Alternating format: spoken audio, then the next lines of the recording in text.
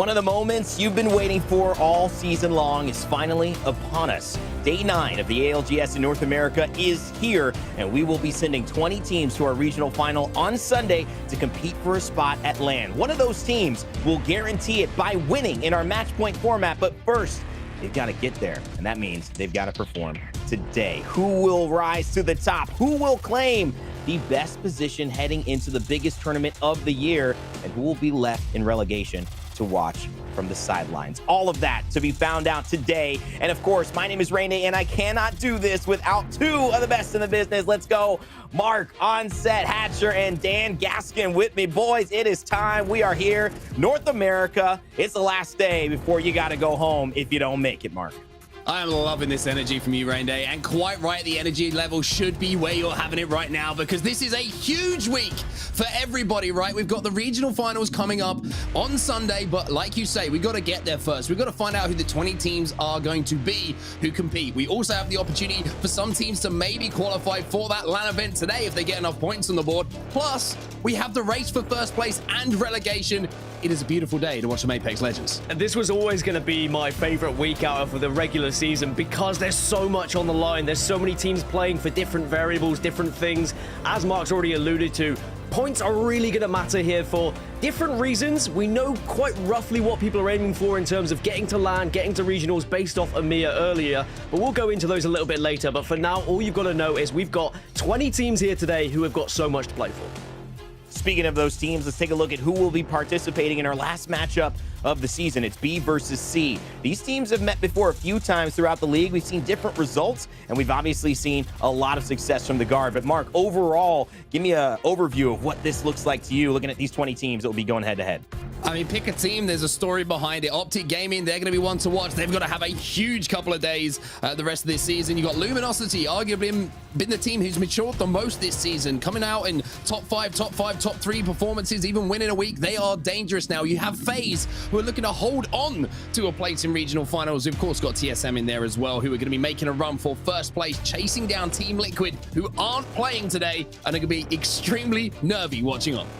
Well, another team on that list is Sentinels. And as we take a look here, you don't see them in the top 20 right now. But Dan, from a top-down perspective, there are a lot of teams who are, like we mentioned, fighting for supremacy. Liquid, TSM trying to push up into the first place spot, but also trying to stay alive as well and not face relegation. So what we saw in the EMEA region is 87 points guaranteed people a position at LAN, not just regionals, but at LAN as well. Now, that's not going to be guaranteed the same because, of course, different points here in North America, people are on different totals, but that gives us kind of an idea, kind of a benchmark. Team Liquid are going to be a guarantee. TSM should be a shoo-in, especially with today's play to go on. What's going to be interesting, though, is those teams to secure their spot, in regionals. FaZe in 20th position. You're going to have teams like Oxygen, like Sentinels, trying to chase them down. Arguably looking for one of the biggest weeks so far just to try and stay not just in the chances of regionals, but not even to be in relegation. Remember, 21st and 22nd, they avoid relegation but won't get regionals. And we did see a couple of teams in EMEA just about avoid relegation a little bit earlier on. Yeah, Hardjacking Gaming Gladiators, that was maybe the biggest team that didn't get relegated, but also will not be in the regional finals. So there is a chance to be able to go back at it again, but I don't think you want to be in that position heading into today and at the end of it looking at, wow, I hope we just stay alive. Of course, gentlemen, like you said, Mark, every single team you look at, there's a story there, but when we start these broadcasts, we have to narrow down a few. So for you, who is the team that you are watching heading into today? Well, start the Reddit thread, everyone. Surprise, surprise, Akasta is going to talk about Team Solo Mid. It's TSM I'm going to talk about, but I feel like we've got a pretty damn good reason to talk about it. They are chasing down Team Liquid. Interesting to note, 14 points is the difference between the two teams, and TSM, the minimum amount of points they've picked up on any match day given so far is 13. So they need to have a slightly above their worst performance to knock Team Liquid off of their perch of first place heading into that regional finals. But also we need to talk about how good they've been so far this season, right? Every single player has taken an opportunity to shine. It hasn't been the house show. It's been Verhulst making plays. This game here, we saw Reps make an incredible rat play towards the end of the game, even baiting out an armor. So TSM looking very dangerous, and Liquid should be worried. Dan, who you got, my friends? Well, you talk about TSM, I can talk about one of their arch enemies, as it were, dropped quite close to them on one of the maps, and it's going to be Furia. Maybe not living up to expectations after their incredible performances at the World Championships, but that does not mean you should count them out. We saw what they did the last time that these two met. We know what they're capable of. A very aggressive team that maybe haven't been able to develop as well as they would like during this meta, but I'll tell you one thing. Ever since we switched to World's Edge first rather than Stormpoint, it seems to have been a saving grace for Furia. They've been finding points consistently, more so on Stormpoint, but better performances on World's Edge. Now it is map number 1, 2, and 3, and you've got to know Furia are gonna be there or thereabouts when we get to regionals, and you better believe they're gonna be at LAN, because it would be criminal if they weren't. This team is one of the best. When you talk about the best, though, it's crazy that for most of the season, gentlemen, we haven't talked about Optic, but not in the last few weeks. That switch you said from Stormpoint to World's Edge and finishing off on Stormpoint had them a bit perplexed and confused. Dupe admitted it himself. They had to go back to the drawing board, kind of relearn how to approach this, and they've switched, and it's done wonders for them. Bloodhound, Bangalore added up into their lineup, and clutches like what we've seen from Duplex is a sign that this team is starting to work together here and be firing on all cylinders. When they do that, we know that they are the most dangerous team in final zones. We know that Skittlecakes has put himself in a position to study the game and be one of, if not the most prepared player in the entire world in Apex Legends. Can they put it all together here in one last day and crack the top 10, maybe secure a spot for LAN? That is something that we will be waiting to see. But I certainly know they won't be going home without a fight. Gentlemen, what an amazing start to this. And if you want to see these stories, and if you're watching at home, there's a way to do it. It's called Multiview. If you join us here in the ALGS, year 3, like year 2, has this amazing opportunity for you to go into the command center and follow along with your favorite perspectives from each and every team. That means you can hear their team comps, you can see their rotations, you can watch their final fights, and you can know how they play the ring and whether they're in a good spot, a bad spot, or at least see the story of how it all unfolded. Go into the command center, choose the team's perspectives that you want to watch to up-level your ALGS year 3 experience. Because I tell you what, there are some great moments that you can catch on it. And for those who are just joining us, and if you haven't used Multiview before, we've got a nice little segment to give you a teaser of the moments that you might have missed from Multiview. Okay, they're getting shot. I'm gonna go use it. Okay. You gotta wait for me to come out though. Before you... Yup. Go, White! Put a low wall down on it. Oh my god. You beat them. No, no, There's two no. teams, there's two teams, there's two teams. They can't Yep. do anything. That's a different team in there. Yep. I'm gonna try to fly you guys door. Yep. I'm gonna give fences on Start the the outside. EMP. I'm trying to get fences on the outside. Do it now. They're correct. Everyone's correct. I'm gonna try to use my drone to block bullets. Just break the door if you have to. I'm in though. Punch me back. I am. Back. It's okay, they can't push. There's another team. Res. I got a Phoenix for you. Yep, I'm on the outside. Pop in the band in this corner. Pop in the band in this corner. We're good. I'm going out after the first arc. I'm good on me. They're gonna peek this. They're gonna peek this. Yep. Pop in the back. We need to go Holding it. left. Yes! I'm pushing with you. Just play your Get me down, get me down, Mon. Get me down.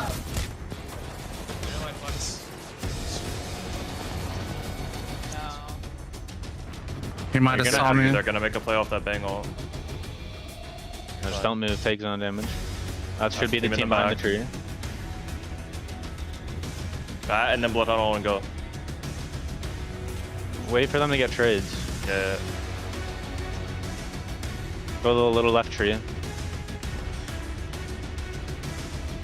Stay there until they trade. Grief for KP. Nice. Go height, got height. 1v1. 1v1. You have swaps. Grab that red swap. Your blue armor. Just wrap the height on the left. You got it.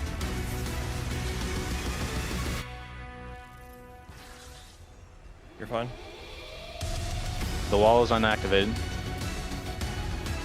He's just sitting behind the knockdowns. He's swapping guns.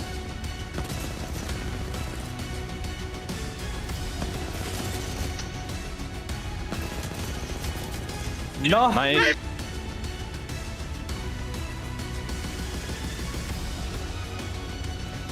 Mark, Dan, Complexity, Optic, moments of magic for Multiview. Amazing stuff. Multiview, an amazing tool, and I mean, Complexity, what a play that was, right? Stealing away, it felt like the mobile respawn beacon, using the crypto drone, getting him back into the game. Monsoon back on his feet very soon after. When they made that play, 17 squads remaining. When we jumped in again, only 3 squads remaining. So that's the impact of that play. And then you look at what happened for Optic. I mean, so calm with that communication, but huge for Duplex. Struggled a little bit at the start of this split, but this is going to do wonders for Optic's confidence going into regionals, going into today's competition. We saw what a good game week did for NRG. Maybe we can now see Optic at their very best after that incredible clutch. Well, make sure to check out more moments like that in the Command Center with Multiview, and also make sure to keep it to the main broadcast as well. We bring up a couple of nice things that you may not find on that Multiview channel with those player perspectives, especially moments like this. Our What's in Your Pack presented by WD Black. Today, we have one of my favorite features, and I think it's my favorite because it's clearly been the most impactful of the ones that we've looked at throughout this season. If you get this weapon, you are feeling pretty good, Mark. And of course, I'm talking about the RE45. Yeah, the RE45, a controller player's best friend, especially in those final circles, right? When you've got teams stacked up upon each other, the speed at which you can just strip shields away is absolutely ridiculous, to be honest with you. You can get this thing in the hand. You see people going out of their way to make sure they are the team who are controlling it. You can see what the work of the Shubi's doing here. I mean, you just see numbers all over your screen. It's like just falling into a pit of bingo balls. It's just damage, damage, damage, and you get wins so comfortably in those end games. Honestly, it's just a weapon that in the right hands can change end games. You might not think it when it's just, basically a pistol, but the fact it shreds like that, it can change everything. Well, that was WD Black's What's in Your Pack.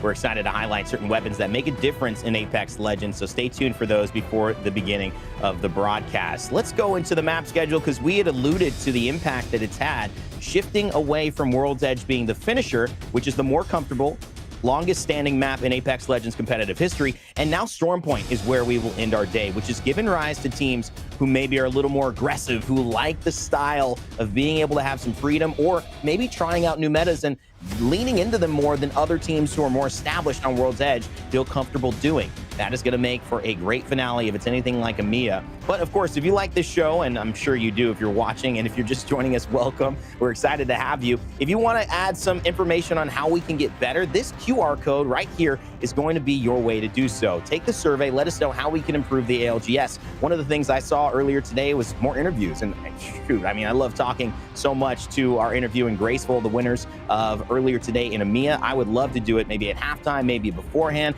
If you have suggestions like that on what you'd like to see in the ALGS, open your camera and click on that or show it onto that QR code and let us know your thoughts and your suggestions.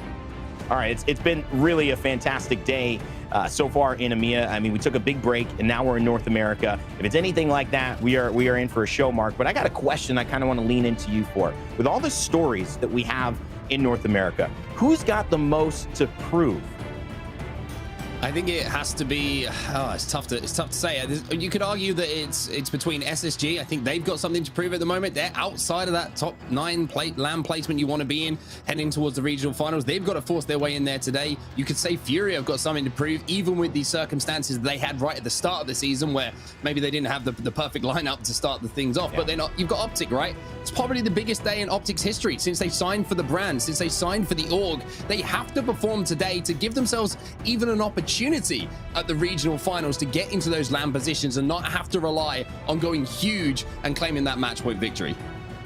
Yeah, Dan, off the back of that, is anyone else standing out to you that has a story that maybe we haven't mentioned, or something that, you feel they're fighting for that's a little bit worth a little bit more than some of our other teams today? I think you've got to look at the top of the leaderboards as well. It's very easy for us to look at what's happening in the mid-table, what's happening at the bottom of the table. You've got to remember, TSM's still fighting to get first going into those regionals as well. And with match point format, we know how important it is to be leading overall going into LAN and the advantages that can provide. So we need to see TSM go big or just be slightly above average, as Mark mentioned earlier, and they should be holding that first spot. Well, lads, the table is set. It's time to eat. North America kicks off its final day before we head into the regional finals. Let's see who can make it. And of course, let's send it over to two of the best in the business, Onset and Gaskin.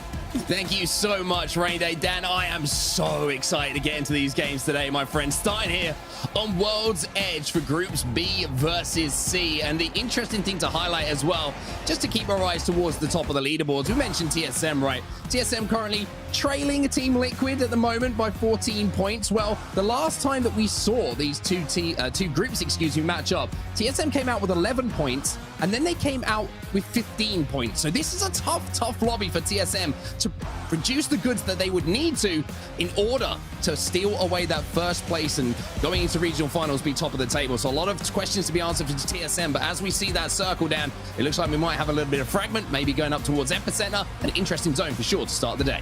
And one of the big reasons we spoke about maybe TSM's disappointing performances, you could say, when these groups match up is about the teams who land around them. On World's Edge, they've got Optic Gaming very close to them. We know how good Optic can be in those 3v3 engagements. And over to Stormpoint, the likes of Furia are often trailing them when they're making their rotations, and we know how aggressive Furia can be. TSM have got to find a way to maybe get around that and try and beat that. When Rain Day said, who has a point to prove? Well, TSM kind of do. They need to try and find a better performance against players and teams like this so that when we go into regionals, when we go into LAN, we still have that belief that they can have success from their drop spots. Speaking of Furia, it may not be Stormpoint, they may not be dropping next to TSM here on World's Edge, but they do have a point to prove on World's Edge as well, Mark. They're actually statistically one of the bottom 9 when it comes to percentage split across points with Stormpoint and World's Edge. They have not been finding as much success on World's Edge in comparison to Stormpoint. They need to be finding victories here. They need to be showing that they can roll with the big dogs when it comes to this map. And it's very interesting, isn't it, that we start off on World's Edge as well? Is that going to play into the hands of, like we mentioned, TSM, Optic, who have had so much success historically on this map, whereas Furia, like you say, struggling a little bit? Are they going to have the confidence and get enough points to head into Stormpoint thinking they can play that play style they want to? Can they continue to take those 3v3s? Are they going to take the 50-50 engagements? Of course, these are all questions that we're going to have to find out and get answers to as the day progresses. But we can already see SSG making their rotation, and kind of a similar story to what we saw when what we've been talking about with Furia for SSG. They're currently sat in the overall rankings down in 11th place. Even though there's a couple of teams who are up in that top 9 spots, which of course is going to be the LAN qualification spots at the end of the regional finals on Sunday, they are outside of those spots at the start of play here. SSG, I want to see them have a big day, and I also want to see them converting on some of these top 5 placements and turning them into wins. Yeah, SSG may be the opposite of Furia. They have a lot of success on World's Edge. They actually have the joint most amount of victories on World's Edge in this lobby. In fact, only 8 teams in this lobby have won a match on World's Edge, which is pretty crazy that 12 teams have not actually found a victory here on this map. So maybe that can give us an idea of who we think is going to be winning games. Furia, by the way, have not won a World's Edge map all season. So again, that shows really their disappointing performances. Yes, they've been consistent enough to get points, but they haven't found a victory. When we go into match point, that's going to be important, as now HEC, again, a big player in this group, a big team player in this group, they're going to be already taking a fight. Yeah, they are in 9th place at the moment. They are tied with Dark Zero, who are not playing today. And Dark Zero, and I'm sure a lot of Aussie fans from back home are probably hoping that a lot of teams have very bad days at the top of the leaderboards so they can put themselves in a good position ahead of those regional finals. But Sentinels, they've made a quick rotation as well to take train tracks alongside HEC. So these two teams going to coexist for now. But as we know, great to be here early down. But this is a really tough place to hold down. The Watson Gen, the interception pylon is going to be vital to avoid those grenades coming in.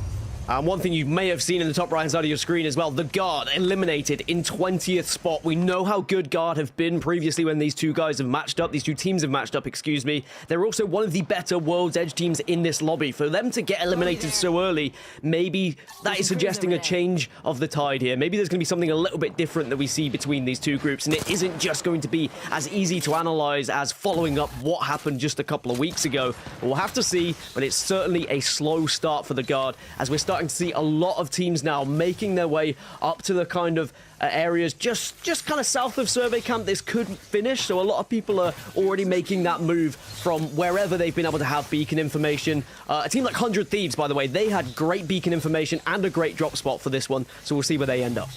Yeah, it looks like SSG have beacon information as well, and that's going to give them a bit more information. It looks like we're pulling far more towards the east side of World's Edge here, maybe where those train carts are currently being occupied. That's why you've seen those teams rotate so quickly. That's why you've seen them try and get those priority positions, and having a short rotation to do so means that they can get involved in what they think is going to be those end game positions extremely early here. Here is your map overhead. That's going to give you an idea at home at where everybody is currently set up and where everyone is currently trying to lock down. 100 Thieves making their rotation from survey camp over the bridge now towards some of that low ground, and on that bridge just outside of Climatizer, TSM already up on the very eastern side of this circle, just playing that mountainous area just outside of Overlook, and they've got some company in Space Station and Season as well. Optic though, they're the team to watch here. You can see in the bottom, kind of the bottom right of that circle, hovering behind all of this damage that's being done as we see Karasuno fall out of the lobby a little bit early here. Yeah, a lot of teams banking on Epicenter at the moment, but we have seen Zone 4 shifts away from Epicenter, so you don't want to go too heavy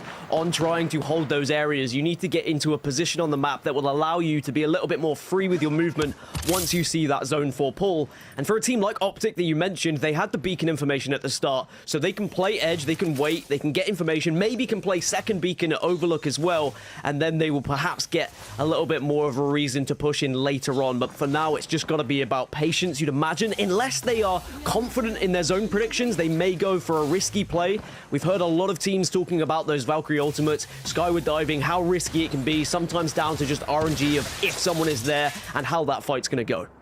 Well, for now, we're going to go actually over to the other side of the map into Skyhook, because this is a very interesting thing that's developing here. Tripods obviously dropping over here at Skyhook. They have a chance of qualifying for the regional finals and an outside chance of making LAN if they can pick up maybe a match point victory as well. But FaZe are inside of Skyhook, and they are currently ratting inside of the building, which is kind of where Tripods are going to have to move through unless they decide that they want to take a little bit of a different rotation. But look at TSM getting nice and aggressive here. The black hole goes down. That's going to be one player surely falling here from Space Station. Drop is taken down, and TSM are just commanding the high ground. They want an early fight, and when they see it, they're taking it. Yeah, when TSM see a team that they think is weaker than them, they feel like they can get the jump on them, they are going to take advantage of that. But you've got to clean things up quickly here. You can't afford for this to go on too long, because you know people are going to be rotating from Geyser area. People are going to be rotating from southeast side of the map, and they will pick up the pieces here. So you need to clean up quickly and then reset. Hal gets another knock onto Zenial here, so that's going to be 2 dead.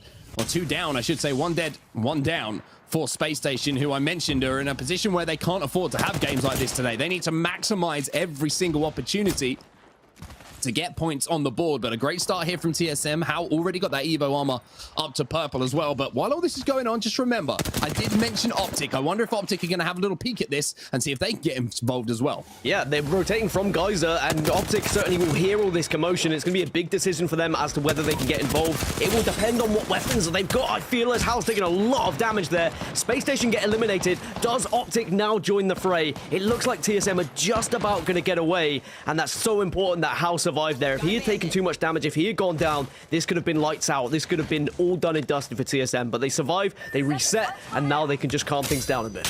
Yeah, TSM probably going to look to pick up some of this loot if they can as well. Just looking at the attachments they had on the guns, not a huge amount to really be happy with, so to speak. You really want, you know, a few more mags, a little bit more ammo, and they've obviously decided to leave Lava Siphon as quickly as they could to make that rotation. And you can see Hal just holding down the high ground for now. He's still got a decent amount of ammo to play with, but like I mentioned, outside of that 2 to 4, not really any attachments on the 301. So Verholst is actually going to be moving in to pick up some of that loot from Space Station. But here is Optic. Duplex leading the line here. And it's going to be up to Nock to hold their back here, watching those rotations in from the little respawn village you can see in front of you.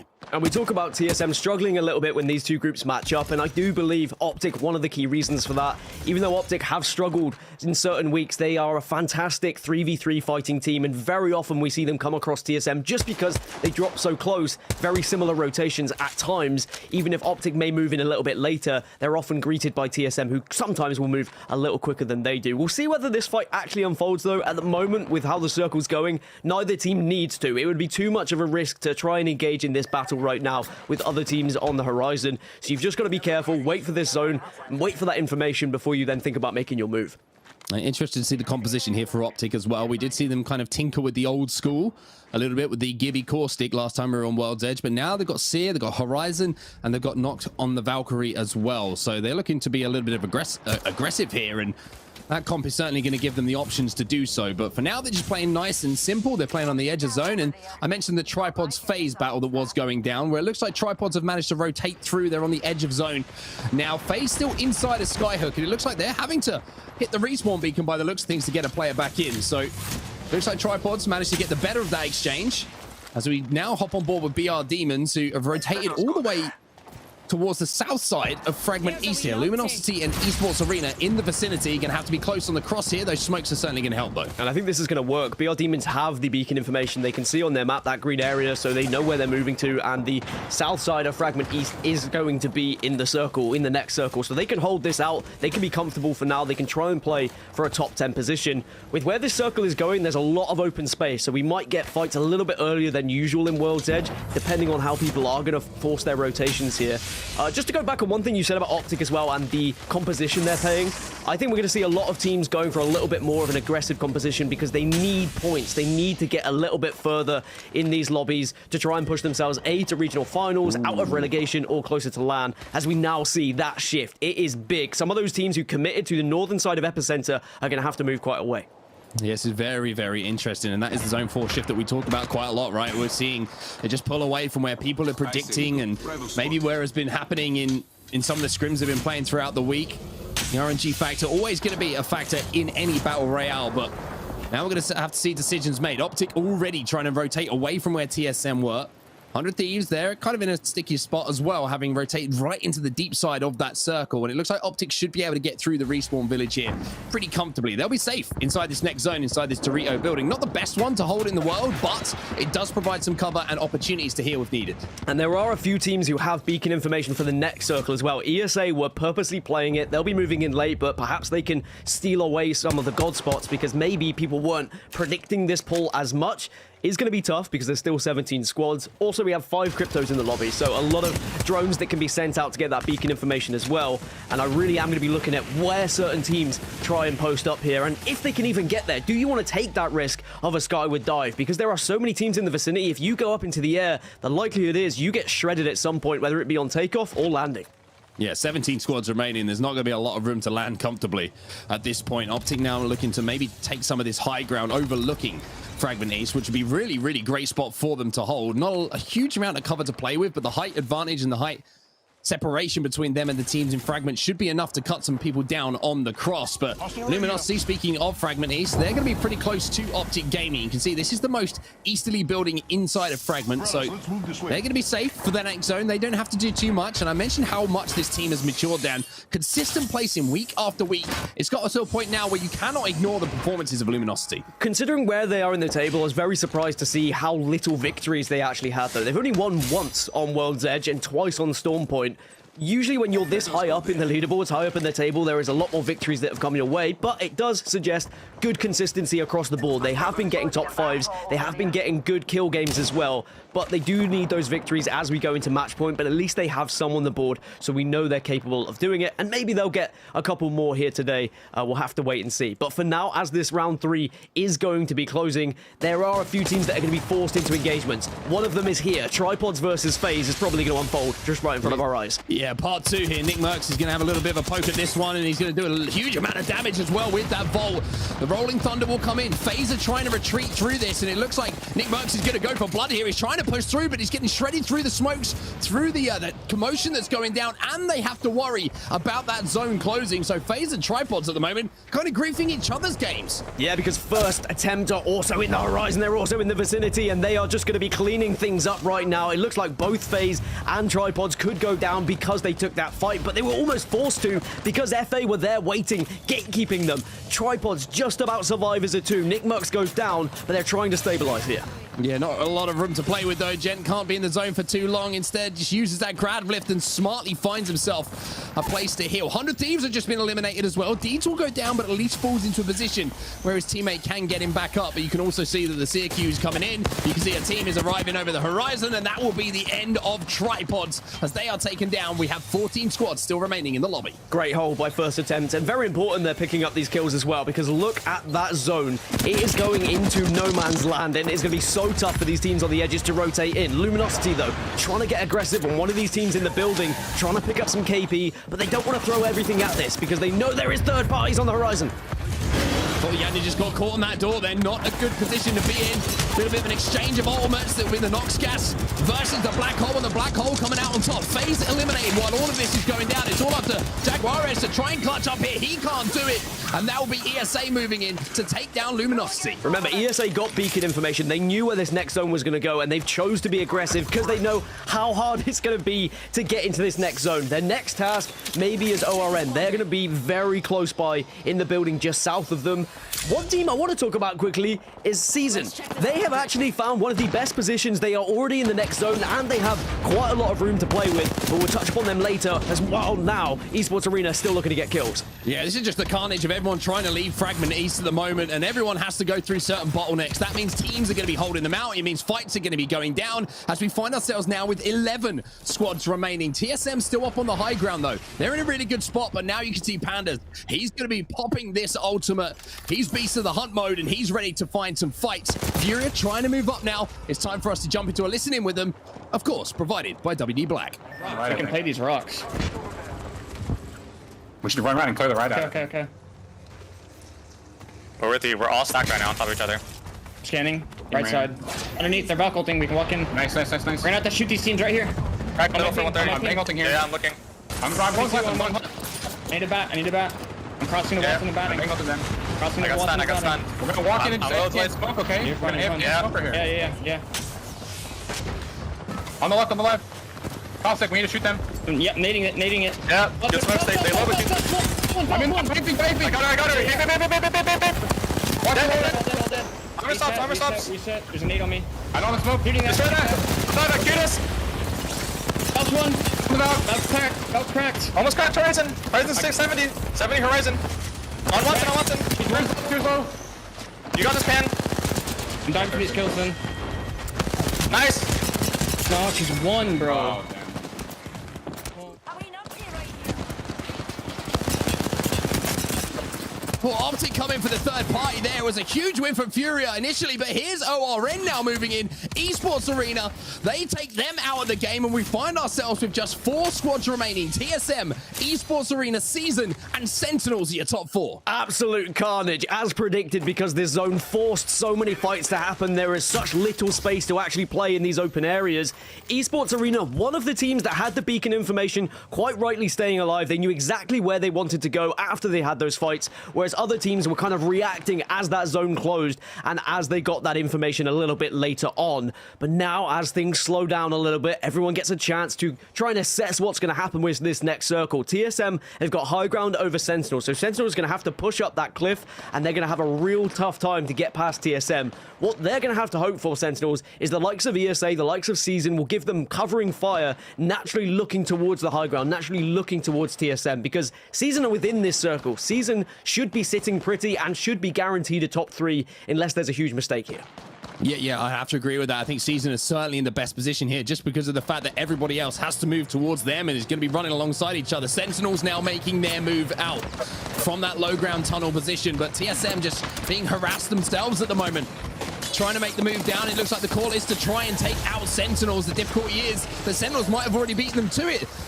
The EMP now comes in. Sentinels versus TSM here. Reps goes in. Huge damage from him. The G7 Scout comes out as well, and Reps goes huge here for TSM. Have they got a chance to reset, though? It doesn't look like ESA are going to allow it. ESA know that Season are in a better position, so they want to get this KP before they even think about Season. But now Season need to react to this. Season will have to move when they see this kill feed. Season trying to finish off the kills. 3 squads still remaining. TSM have a solo player alive, and that is going to be Reps. The amount of damage he just did in that fight was massive to make sure that TSM came out on top of that fight with Sentinels. But now Reps can play spoiler. Season down on that low ground still. ESA have to drop. Remember, the zone is going to close before them, and it will be Season who can move up to those rocks in the middle as long as they've got maybe the composition to deal with some utility coming in, a couple of frag grenades, and they should be in a great spot, but it's going to be a tough spot for them to hold. Esports Arena just looking down, looking to get some initial damage. We have not seen ESA or Season win on World's Edge all split long. TSM have found a victory, beacon? Actually, as we do see a respawn beacon go down. I think Esports Arena are going to try and stop this and play spoiler. Maybe now they're aware of Reps. You can see Season are desperate to try and push up on this. They didn't before because they hadn't seen enough knocks, but now they're starting to make a move whilst ESA are distracted. It's big as well because they can get back up to the high ground. Season tried to make a play off the back of that. They eliminate Rep, so TSM into the top 3 at least. But now, having used that grav lift to get back up, Esports Arena still have the priority position, and the shots coming in from Luna here are good enough to get the first knock. And now they move in. The Arc Stars go down. They send it on to the final 2 players, and surely this is going to be an ESA victory at the end of this game. ESA will claim it after their beacon information from Zone 4. They knew exactly where they wanted to be. They knew exactly what position they wanted to play. And they managed to just perfectly navigate it as well, taking on those engagements at the right times. And it's a well-earned and also about time we saw ESA get a victory on World's Edge, Mark. As I said, they've yet to do it all split long, but it seems like finally they're getting the dubs at the right time. Yeah, amazing performance from them. Just the decision-making in those final moments, so impressive. We'll bring Rain Day back in to talk about that performance. ESA with the win in game number 1, but my why, what end game that was. What an end game that was. I mean, there's no other way to describe it. We told you it was going to be a big day. If that is any indication, we have got 5 more that are going to knock your socks off. I can't believe I said that. You know, you can keep your socks on. But for real, Mark, thank you so much for that cast. Take a break. Dan, let's talk about it, man, because at this point, you know, ESA put together a perfect game. I think when it came down to it, they held the perfect spot. They were really, really aggressive. There were a lot of teams that had highlights in that situation. But for me, it was the execution of going down and picking up reps. They saw the mobile respawn beacon. I thought they were getting greedy. Let the solo do what the solo's going to do. But they realized, you know, if he gets alive, this is a game that we are going to maybe lose now. We can't fight 2 threes, so we have to take our risks there. They had the gravity lift to get back up. I thought that was just perfection from ESA. And they really even kind of baited out Season for moving from a pretty decent covered spot. Yeah, great percentage plays from ESA. They made sure they left one player there just to watch over Season to make sure it couldn't be a push from Season. I was saying Season need to react every single time they saw that kill feed happening, but because ESA were so flawless with their push onto TSM, there was never a chance for Season to try and take advantage of it.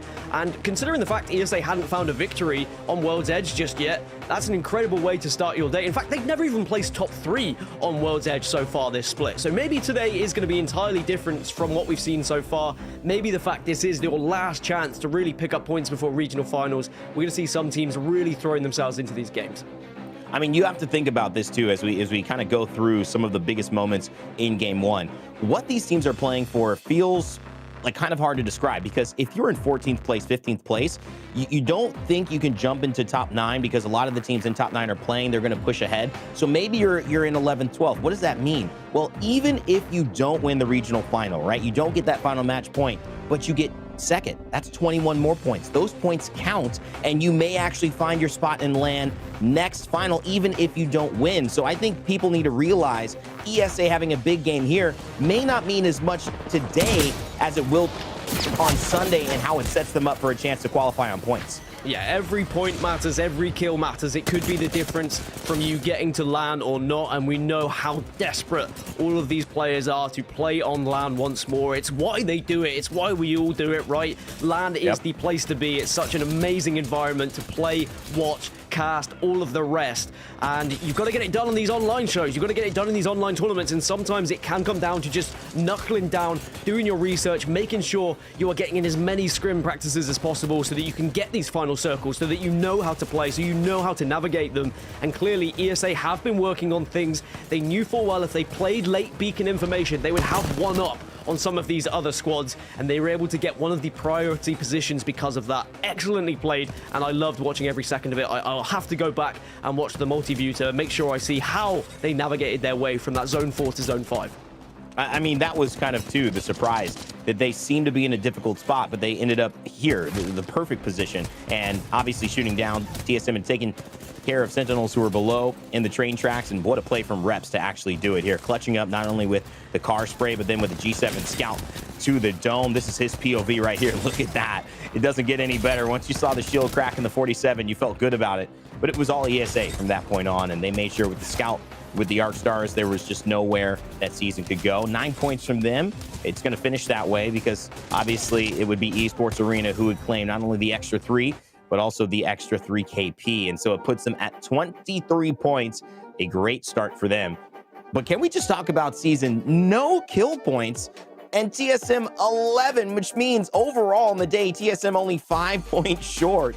from what Esports Arena put together, it shows you how well they are playing. And Sentinel's a team that desperately needs to find points because they're in the relegation situation. Text last week for playing with them have 9 points. That's a great start for them. Dan, first attempt also getting a lot as well. And take us through page 2 of game 1.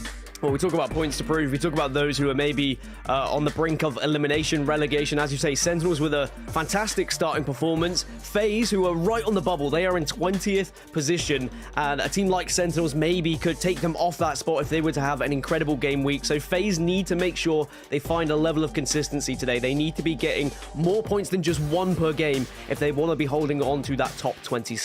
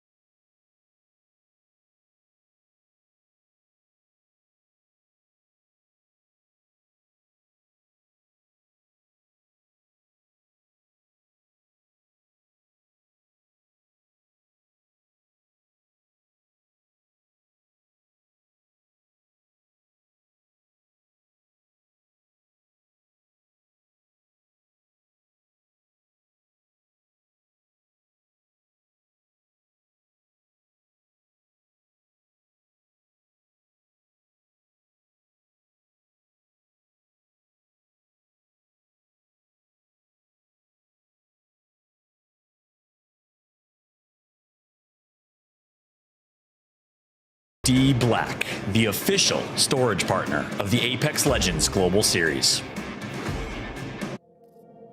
Welcome back, ladies and gentlemen. Rain Day here with Dan Gaskin, ready to cast game 2 after a very eventful, Dan, game number 1. You could say that with TSM putting on the KP, and also Season and Esports Arena going back and forth at it. Esports Arena taking game 1 in a strong and very convincing fashion. In game 2, what will be bestowed on us? I don't know, but I certainly think that everyone has come to play.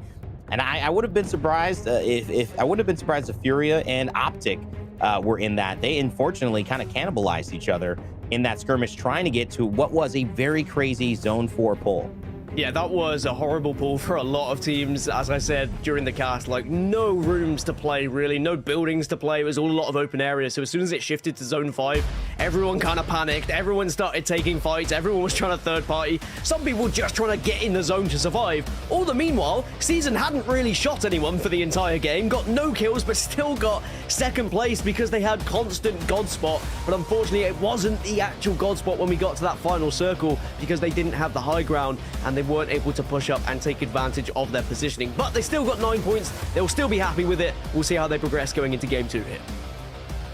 It's going to be a great day of Apex Legends for all of us here in the chat and are watching on the stream, rooting on your favorite team. Make sure to let us know who you got taking it into the top 20. Also, sending your prayers for those who might be in the relegation fight. Sentinel is the team we had just mentioned, maybe needing a top 5 as we look to land here in World's Edge for our second game of 3 that we'll play on this map. Dan, we've got, seems like no early skirmishes. Everyone pretty separate and doing a good job looting up without too much controversy here to start game 2. Well, this is going to be a very interesting circle. We're going down south. We have teams like TSM, LG, EA, Optic, Esports Arena, Season, and First Attempt, who are pretty much all within that circle and all have beacon information as well. So a lot of these priority positions at the beginning of the game are going to be taken by those who land very close to where that circle is pulled. That means it's going to be really tough for those who are rotating late, who are playing edge, to get into those prior positions as we get towards the end of the game. So they're either going to have to take risks or they're going to have to try and bully their way into those circles. This could be a great game for the likes of TSM, just based on where this circle is going. We'll have to see, though, how they play it and how they rotate. First attempt off the gate, 10 points. Not bad at all. And definitely going to be encouraging. So many of these teams play off of emotion. That is a big part of competing in this type of lobby. And we hear it from the horse's mouth. They discuss this concept of, well, you know, we started slow, and when we weren't able to shoot our guns, we just didn't feel like we could get that confidence going. Graceful had mentioned it in his interview as well. In EMEA, you know, once JMW got 2 kills and Noises felt that his call resulted in a good play, a team wipe, and Graceful supporting felt like their team was doing well, it all started to snowball. And so a big start for teams can make a difference in how they end. SSG, a team that maybe didn't fare well enough in game 1, certainly looking to turn the tide as one of the favorites, I think, in one of the more premier teams in terms of the excellence they've shown in final circles, still on 0 points. We'll expect a better result from them today, and I certainly think they'll expect a better result here in game 2, trying already to get into a nice situation down south. I mean, they are one of about 10 teams that have just used the Skyward Dive to get as far south as they can. We're moving down towards Tree, and the no-name building's quite close to Thermal Station, just on the southeast of Thermal Station, and already I saw 8 teams making their way there. All those buildings are not going to be able to be taken by all 8 of those teams, so we're going to see early fights for some of these priority positions, and also see fights on the edge of the circle as well, because teams looking to pick up KP in what is going to be a very tough circle for the late rotators. ORN already looking to try and get aggressive here. It's 100 Thieves who are on the other side. Dealing with in-game and in real-life adversity, ORN, a team that has a lot of fan favorites, and will continue to play if they do it like that in this tournament and find better and better chances to move forward into the regional final. They will need a performance, but this is certainly a start. Rocker, Naughty, and Osivian cleaning up an early fight, taking down 100 Thieves to start off the day, and that will put a lot of confidence in their pocket for ORN. Yeah, a disappointing early exit for 100 Thieves. They're in 6th position at the moment in the overall standing, so they are going to be at the regional finals, but they don't want to drop the ball here in what is essentially the penultimate week. They want to still be getting to LAN, and they want to be making sure they get those points. As we said, there was about a points total of around 87 to get to playoffs from EMEA, or to guarantee your spot at LAN a little bit earlier on. Might be different here in North America, but 100 Thieves certainly don't want too many teams to be catching up to their points total going into regionals. Otherwise, of course, they may drop out of one of those top 9 positions and be forced to win on match point, which is not going to be an easy feat considering how many incredible teams are going to be in those regional finals. But there is that map overhead. There is all those teams that have head on down towards Tree. You can barely even tell which teams are there just because they're all on top of each other right now. I'm very impressed, though, that everyone has pretty much been able to find somewhere to play without there being too many scuffles down there. That could very much change when all these edge teams join the fray. What I will say is the 1, 2, 3, 4, 5, 6 teams who are outside of the circle right now, there's quite a lot of open space for them to walk on in, so they're not going to be fighting straight away, but after this Zone 2 closes, that's when we're going to see the engagement. It's almost like 6 feet was never a thing, you know, 2020, too many years passed. They're all crumpled and squished next to each other, and they have no problems with doing that down below. And of course, finding good spots here early on are going to be important for them. E8 sitting in 14th place. That's not saying much because they only have 1 point to their name. So we'll be looking for a few kills on the rotation. That's when you get into a good spot. Kind of the point. You want to have some place that hopefully you can catch a few teams rotating. Here it is, ORN. They've made a big rotation. And also, look at this. They're up against Tripods, who have 1 point themselves. Nick Mercs on the car, looking to find one. Deeds will take down Rocker as well. So Nick Mercs going to hit a med kit, try to join up. It's now 3 versus 2, and so this should be Tripods able to move forward, but the only thing they don't have going for them is they got to fight into the choke, and Dan, that's always something that's very precarious. You don't want to give up your advantage here, especially since you have to go into a narrow channel to try to chase this team. Well, ORN pushed back into Skyhook. They obviously heard some sort of commotion happening and they wanted to get involved, potentially third party or potentially find a team that was weak, and they've been punished for it. They've lost a player. Tripods have been able to survive. It does delay Tripod's rotation quite a lot here, which is going to make things very difficult for them indeed. But at least they've been able to survive. At least they've been able to hold off ORN, who are either going to have to do one of two things. Just give up, accept they're going to be a 2, try and play the rest of the game, or go for a mad rotation back through Skyhook to pick up that player, hoping that Tripods are not going to banner camp. A very difficult thing to try and analyze because you never really know how the teams are going to play or how they're going to react, because you don't necessarily know which team you're going up against. Sure, you can have a good idea based off drop spot, but you won't have guaranteed information. Always impresses me how well these teams know each other, and they spot a skin, they spot a team composition, and it's kind of an easy tell. Sometimes it isn't, and especially when so many teams are next to each other and fighting at the same time. That's what LG is going to have to deal with. Luckily, Niazul is having the Caustic, and we saw how well he can hold these kind of zigzag serpentine corridors with Caustic barrels. Skittlecakes and Nox did a 2v3, taking down MPS the other day in day 8.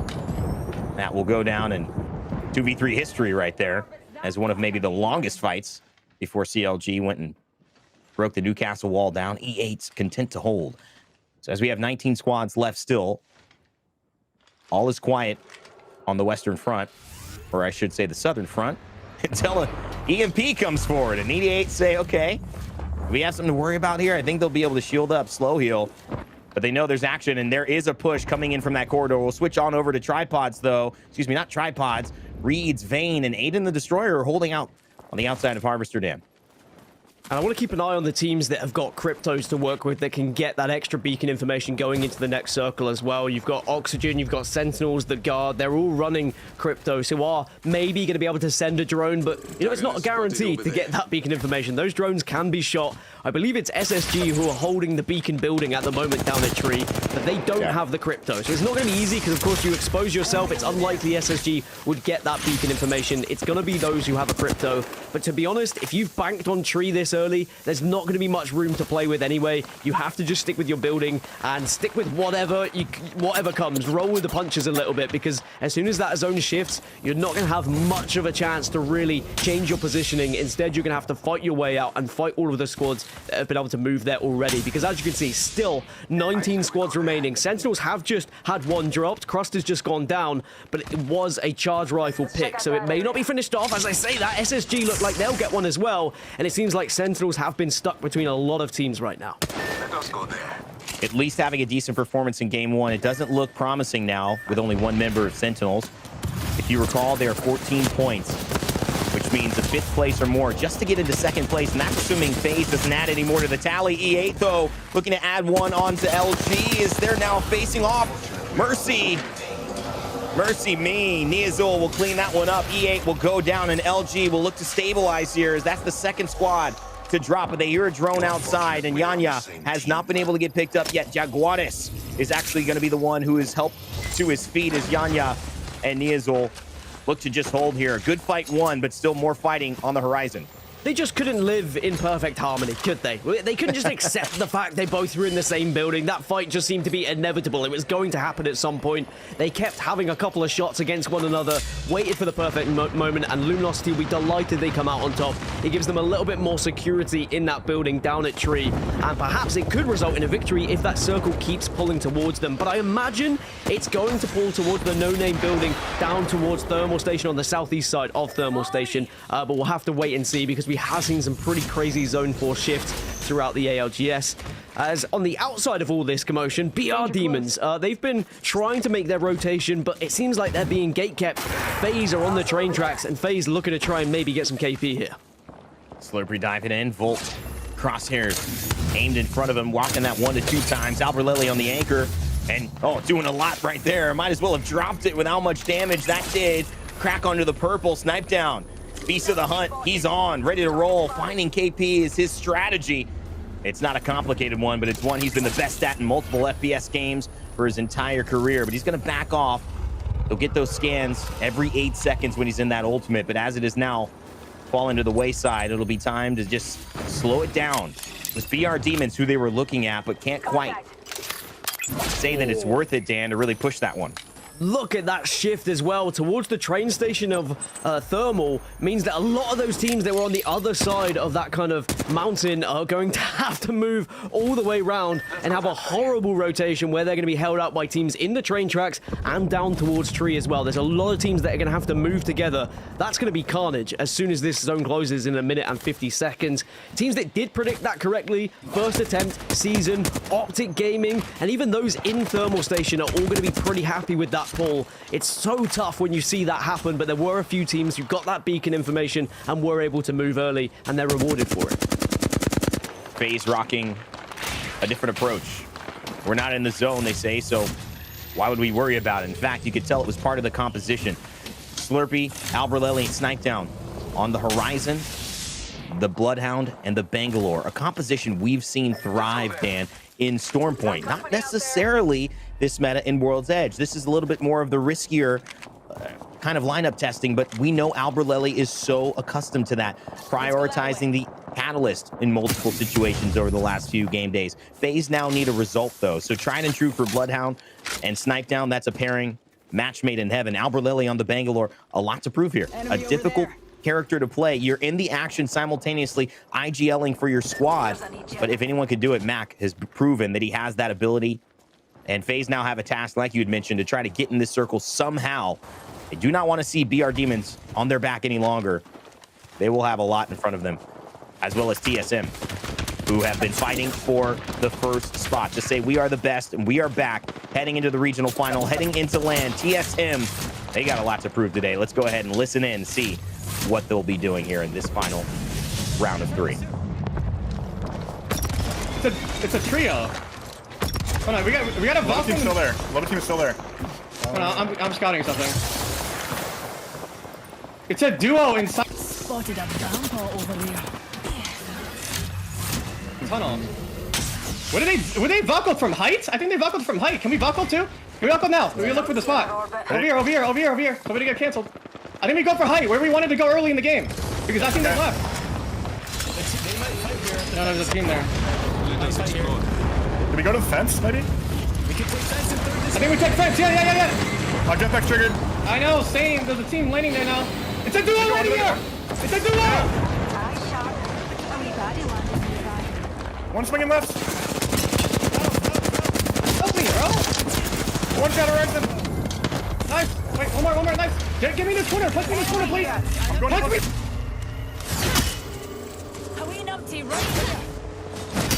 Sticking it. Dump armor if you can. Yeah. I'm looking for you, Hal. I'm trying to take space. Down there. We must go. Should be in there. The Bangalore team. We want to take space. Can you walk up and Q on them? Yeah, you have Cyril. We should get above them. We have a chance. You ready? Yeah. Watch the team on height. I'm doing it. 60 on one. Shoot horizon. Horizon one. He's dead. I'm jumping down. Crack one. He's low. Help. Rise. I'm watching. They're not pushing. I'm batting. Prowler SMG here.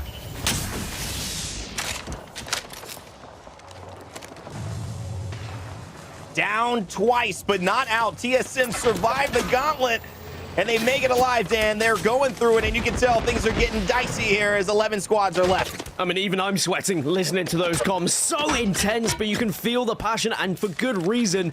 They were tough fights to try and come out of, especially when you lose one of your players and they get knocked. Very important, you get back up and you reset as quick as possible. All the meanwhile we were in that listening, we saw another zone shift, again back towards that building in the southeast of Thermal Station. There are 2 teams that have predicted that, Luminosity and Season, and also the Guard are right in the middle in one of the best positions right now. Furia, they've got to try and fight their way into this next circle, utilizing the Bangalore smoke as best as their ability to cut off that vision, to stay alive, but also try and pick up the pieces, utilizing the Bloodhound scan at the same time. But this is not going to be fun for them whatsoever. Beast of the Hun is activated. Panders will get the Bocek bow out and find Mini in the line of sights. None connect just yet, and they'll use it to rotate, scan ahead. And he's gonna get that back. 8 seconds with the heirloom in hand. Panders, a man on a mission. Can Furia find a spot here in the zone? 13 seconds left. We'll see if they can handle it on that ultimate. Otherwise, they're gonna have to reset. Rep's in trouble too. And he's going down, but not quite out yet. A battery will there. Oh, it'll cancel his battery. Verholst is gonna have to do some work here. They've called upon the young man this season to step it up, and he certainly has. Can he buy enough time for Reps and Hal to get back into this fight as they rotate? Meanwhile, on your kill feed, you see Nox going down. Optic Gaming will fall to TSM. Oh, it's an uphill battle in all senses of the word, Dan. I'm not sure they're going to be able to get out of this. Arcstar's flying, and the team looking to peek. Verholst's going to have to pull out a miracle. TSM may just be out. Yeah, TSM getting grief now by first attempt. It was Optic Gaming holding them out before, but then Optic get wiped. Again, it's Optic and TSM making a very similar rotation, but both being punished as first attempt try and finish off TSM here. Verholst has gone down, Reps has gone down, just Hal trying to survive. The good thing is that first attempt have lost players as well. You can see Oxyaries has already been taken down. They do have the banner as TSM just trying to desperately hold on to any sort of coverage they can, try and get those reses. There is still a chance for stabilization here. As I say, that one player gets shot out as the air as they try and make the move, as both players will be taken down. TSM get eliminated. 7 squads now remain as the circle continues to pull to the southeast side of Thermal Station. Stop it, Inamigo. Call him Legolas on the bow. The Bocek is absolutely slamming home the arrows and letting people know that even though they're down in 2, they might as well have the firepower of 3. That is what LG has been so good at. And Inamigo formerly on that squad showing that, hey, I still got what I brought to that squad before. First attempt will fall here. Inamigo, can he clutch up again? No, it's not enough. But 6 squads left, and it's the guard who are back in alive. Keon, what a player this season, Dan.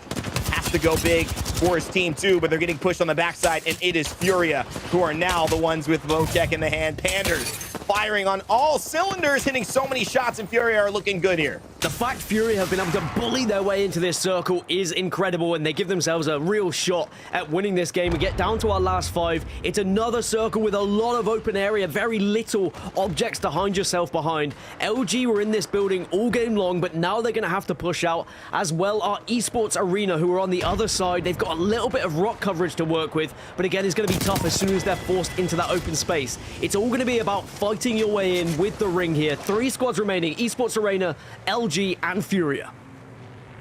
Furia in a great position. LG having the high ground, but Furia with the pace that they've been running. And look at the shielding, purple and 2 reds versus LG's blue, purple, and red. They're looking like a rainbow over there. Furia looking like a mean machine, ready to complete what has been decimation thus far in game number 2. Panders trying to climb in. One shot with a Bocek should be enough. Oh, they're going for it. You can see the Bangalore smoke. They've committed. Pander's going to drop back into defensive with Barman. I'm not sure if this is from the other team or if this is from where they're fighting, but it hurts his Watson. Oh, no. Furia didn't anticipate this. Panders might be going down too. That has totally shifted the fight in LG's favor. It is Jaguares defensive bombardment that saves them. LG come out on top, and it's the youngster Yanya who has got to go 2v1 against Phonyhead and Capra Furia. Esports Arena, excuse me. Phony has done so well to clutch these moments in the past, but it is going up against one of the hottest stars in all of the ALGS in Yanya. Can they do it? It's going to be 1, and it's going to be 2. Maybe Yanya finishes it off. One more bullet. Esports Arena will clean it up. They will take the win. Capra will clutch for his squad, and as a duo, they'll take down LG and Furia in game number 2. I mean, ESA will be thanking their lucky stars. They were just a duo. They were waiting patiently, hoping for an engagement to happen. And as soon as they did, they took the high ground. They were drilling in the back of Furia, and Furia were probably thinking, oh, for goodness sake, we were hoping it was going to be a rat. But you can say Furia maybe getting too aggressive, maybe not waiting and being as patient as they could have been, and it really did open up for the back-to-back from ESA. I had said they hadn't found a victory on World's Edge yet. They haven't had top 3 on World's Edge yet, and now they get another victory. I mean, Mark, it seems like it could be a coincidence if it wasn't for having only 2 members. ESA are just playing at that level today. Yeah, they certainly are. And let's put it into perspective, right? Coming into today's action, before we kicked off, ESA were in 14th position. Top 9, that's where you want to be at the end of the regional finals, at the end of Sunday to go to LAN. They are giving themselves a great chance at that. 2 back-to-back wins in the first 2 games of the day is massive for them. But we should also caveat, Furia, they had a lot of kills in that game. A lot of kills in that game. And they got in the top 3 as well. So expect to see them rocket up the leaderboards as well. It could be one of those season games that we just saw, you know, season finishing second, but only 9 points because they didn't get any KP. Furia, the exact opposite. Capra, Afoni, you know, they got 3 kills there at least. Will they be able to clean it up here for the rest of the standings? We'll have to find out. But Dan, it was a masterclass, I think, of Furia up until that moment to go through what they had to go through. Again, a hard zone pull that shifted, and it's really benefited these edge fighting aggressive teams. Yeah, it was so tough for Furia with the rotation that they had made, but they made a bold call to go through Thermal Station, maybe caught a few teams off guard who weren't necessarily expecting it. Perhaps we're expecting a lot of those teams to be moving from Tree, because we saw about 15 teams make their way down towards kind of Tree area and the southeast side of Thermal. As soon as there was that shift towards Thermal Station, all those teams from Tree had to move at once, whether that be via Skyward Dive or whether that just be trying to brute force your way in. But we saw a lot of casualties happening. It was great news for the likes of LG, for the likes of Season, the teams that had banked on it going back towards Thermal Station. But the fact Furia got into top 3, considering how far and what a journey they had to make, we really have to give them credit. Yeah, I mean, Mark, they ended up with at least 7 kills in 16th position right outside Thermal. They don't have any. So, I mean, it tells you the story of what they had to go through. Yeah, it's almost as if Furia sometimes are like, okay, this is what we want to try and do. Oh, wait, there's a lot of teams here. All right, don't worry, we'll run straight through them. Like, it's a problem for everyone but Furia at times, knowing that Furia is somewhere in the vicinity. But also TSM, they made some good decisions in this game. Unfortunately, such a tough rotation to have to make from them, from the Tree side through that tunnel towards where this end zone finished up. But there was moments in this fight here between LG and Furia. I didn't know what way it was going. It was going back and forth. And luckily, you could see that I think the advantage that fell to LG in that final moment with the fight getting the reset was actually that the armor swaps were red because of the fact that, you know, Furia had done so much damage in the build-up to that fight, but clutching up in those final moments, I mean, that's what it's all about, right? But I want to speak about Enemigo with this bow check, by the way. The guy took some pretty dirty shots. I mean, so many KP following up on that, and as a duo as well, it was a great moment for Enemigo to kind of say, hey, I'm still here. I know we're talking about LG a lot, and for good reason. Yanya almost clutches up. He wins 1, but can't do 2. But look at that.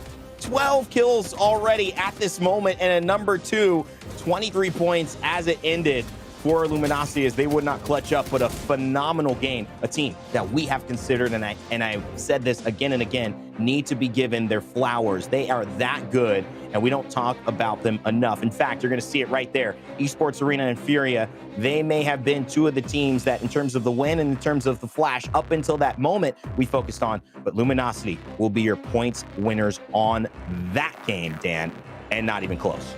Yeah, and this is incredible, the consistency we're seeing from Luminosity. Like, they win that game essentially via points, but because we're starting to get towards regional finals now, because we're getting towards LAN championships where it is going to be based on match point, Luminosity need to be winning these games to truly believe that they can be champions when it comes to match point format. They've only won 1 game on World's Edge so far this split, and considering their consistency of getting to top 3s to getting to top 5s, you would expect a little bit more. So perhaps that's something they need to be working on as they progress into regionals and potentially LAN environments as well. But certainly everything is there, right? All the recipe is there for success. They just need to get that final thing nailed in, and they are going to be a true threat to everyone else in the lobby. Mark outside that top 10 as well. And as we head into the series results, you know, Space Station have a splash of a few kills, 5, nothing too bad about it, but here's how it shakes up, Mark, after 2. Yeah, this is how it looks after 2. And Optic, 10th place, 9 points, still kind of within fighting distance of the places they want to be, which is up, I imagine, in that top 3, top 2. When it's all said and done, Space Station only 6 points on the board. Maybe is the pressure getting to them a little bit in this situation? The Guard, who have been one of the best performers all season long, seem to be having a little bit of repetition of the problems that they said themselves they were having, which is getting to end zone, getting in a great spot, but then not being able to take advantage of it and pick the KP up for those wins. So the Guard with some questions to answer. Space Station, Optic with questions to answer. At the top, though, Esports Arena, I mean, what a start it's been for them. The perfect start. 2 wins out of 2. You can't ask for any more. That's about as good as IG International. In fact, it's almost the exact same point difference, except IG International had 48 points, Esports Arena 38 off of 2, and not heavy kill 2-pointers, but just really consistent games that they have shown they can win. And I think to your point, Dan, what else are we talking about here? At match point, we have seen moments. In fact, in Sweden, I think there were 3 teams that were still alive. One of them was Dark Zero. They ended up winning. The team on the top of the waterfall was Luminosity. They were there, but they didn't end up winning that game. That is the thing they've got to work on. We know they have the potential, but is that maybe why we haven't talked about them in the same caliber as some of these other LAN winners? Oh, absolutely. I mean, victories are what are remembered. No one really remembers who finishes second or third. You can look at Liquipedia, you can look at the stats, and it will read that you're consistent, but at the end of the day, it's the victories that are going to get you those championships. But it's consistency that gets you to the championship, so at least they're getting those first steps correct. And you know what? With how they're playing, I don't think it'll be long until they get that formula, until they find those ways to victories. And sometimes they'll just say, look, maybe the circle didn't play our way. Maybe they are waiting for that perfect circle to arrive for them. And who knows? Maybe it'll be at regionals. Maybe it could be a LAN. Well, you know what I love too? Luminosity bringing back the Caustic, and the Gibraltar. That defensive bombardment, I haven't seen that in a final zone in a while. You could almost never see a final zone without it. We'll see if that continues to work. Game 3 here, our last trip to World's Edge. As we land, who will be the last one standing? We'll find out as we decide who is going to be our points leader after 3 here. Heading into it, let's give it over to Onset and Gaskin.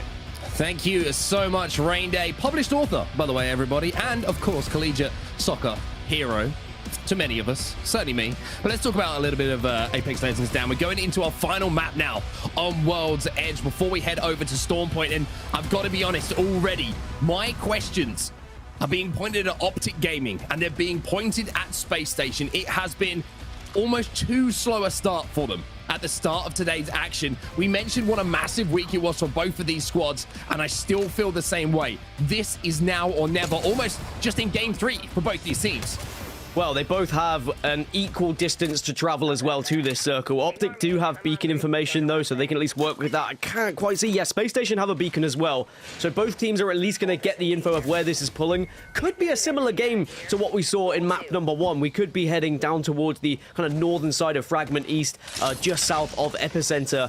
Again, it could be a lot of open space and very difficult for these teams to play. And maybe you've got to react to that. Maybe you are going to have to take some fights on the edge to try and pick up some points here. As a lot of kills were evenly spread in the previous game. Luminosity picked up a lot just because of their early rotations. They were able to pick off people. But we saw quite a few edge fights happening because, again, it was a tough circle for those to rotate in. We saw about maybe 13, 14 teams move early in match number 2. We'll see what happens here in match number 3 because, again, a lot of beacon information for those who are quite close to this circle. Yeah, Luminosity had probably one of the prio spots, you would say, on that zone, landing here at launch site. Didn't have to go too far towards Thermal Station, although they did have to clutch up inside a tree of a couple of fights. One, they did make that move, but a great performance from them. Once again, consistency is key, of course, in Apex Legends, and that's something that Luminosity have certainly proved to us and maybe proved to a lot of the doubters this season. But for now, we can see they're just going to be doing what they do best. That's just leveling up some armors, making sure they got all the attachments, making sure they got the batteries on that crafter. And speaking of which, there's your crafting rotation and what the teams are going to have inside of that crafter, just to give you a little bit of an insight into what they're trying to pick up at the moment at the shop to put into their inventory. Well, at least everyone can avoid that headshot damage and you can have the backpack space, but that's about it, really. Nothing that's going to crazily affect the meta or affect any rotations for people to work with. A team I do want to talk about, Mark, and I mean, they've had a very disappointing start to Pro League. It is going to be FaZe, and we know they haven't really found their identity yet, but the reason why I talk about them is they are in 20th. They are that target team. But they've really just got to be better than the likes of Oxygen and the likes of Sentinels. They're their 2 biggest competition in this lobby today. They are just behind Sentinels when it comes to how Sentinels are performing, but they are just ahead of Oxygen. As long as they can be there or thereabouts in a similar place as those 2 teams, then we should still be seeing FaZe at the regionals, but it is still in doubt with how they've been playing so far. The first 2 games, they've not been able to find too much success. Well, slept on. They're going to be under fire from FaZe. And speaking of FaZe and the circle, we can see that they've already managed to pick up 1 KP, and it's a great circle for them as well. They're already in a fantastic position just on the high ground outside of Climatizer, landing over at Survey Camp, so they have prior position to where they want to play. And this could be a really important game here for FaZe. And one thing I wanted to point out is highlight a little bit is the comp that they're running. It feels like almost a comfort pick for a few of the players, right? You see Bloodhound being used once again by Snipedown. That's where he kind of made his name, right? Playing the Bloodhound and making sure that he's getting those scans, could be aggressive, pop that ultimate, and do what he does best, which is take those wide flanks and get damage down and be able to get out. And I feel like sometimes going back to the drawing board and going back to what has brought you success is always a safe thing to do when you have struggled a little bit in recent weeks. But HGC, arguably the sleeper team of Apex Legends, they do not get enough respect straight up from anyone. They're always involved in end zones. And I said this about Hill recently. I said that, you know, it doesn't matter who you put on his team. He's going to IGL you to a top 10 finish, top 5 finish in every single game just because of his zone knowledge, how they approach the game. And you can already see that they've made a rotation in towards the backside of Climatizer. They'll be in a great position just holding down this building. They'll be set up for the end game as well. Yeah, I think I've been shouting it until the cows come home about people just playing on comfortable picks and not going for the meta and listening to what everyone else is doing and reacting too much to what other teams are having success with. Find what works for you, and maybe we will see a few teams having a lot of issues because of that, because they don't just go for what is comfortable for them. But you quite rightly pointed out, it looks like a lot of these teams are banking on more of a Climatizer pull rather than it being towards Fragment East. We could still see a pretty heavy shift in that Zone 4, but it does seem like with the information people have got from the beacons, they are going to be heading up towards Climatizer and trying to get some of those priority positions. But those who are moving in late, there's a lot of open ground you have to cover to get towards Climatizer, and you will be gatekept by a lot of these teams. Oh, Fat Finger just came out there. I've done that so many times trying to hit the Valcolt and unfortunately hit the Q. But this is an interesting rotation coming in from Luminosity now, round to the back of Overlook from Geyser. Should be free for them. However, Karasuno are kind of hovering in the area, but the guard are also within the vicinity, so they should be able to land pretty quietly for now and not take too much fire. But I did notice in the kill feed as well that Howler got a knock on to one of the members of Season. Not sure if they've managed to get back on their feet or if they have been eliminated from the lobby, but it looks like the lobby is pretty healthy at the moment. 20 teams still remaining, but Luminosity of all of a sudden had a knock on the door from a nosy neighbor. Yeah, Karasuno, they heard that rotation and they said, hey, we can probably have a sniff at this. Are they rotating weak? Why are they rotating around this way? Have they had to avoid a fight? Have they just come out of a fight? But we might see Karasuno back off if LG are able to put enough damage down. You can see the ultimate gets thrown straight away just to try and push them back. And we'll see whether anything really happens here or if Karasuno just give up on it. It's a really interesting play actually from Luminosity, and it's forced Karasuno down from the high ground, right? The defensive bombardment from Gibraltar just cleaned that player off. Then they were able to take it almost immediately themselves with the Valkyrie. And now it's Karasuno on the back foot, and they are getting absolutely peppered like a steak at the moment from Jaguares and that R301 doing so much damage.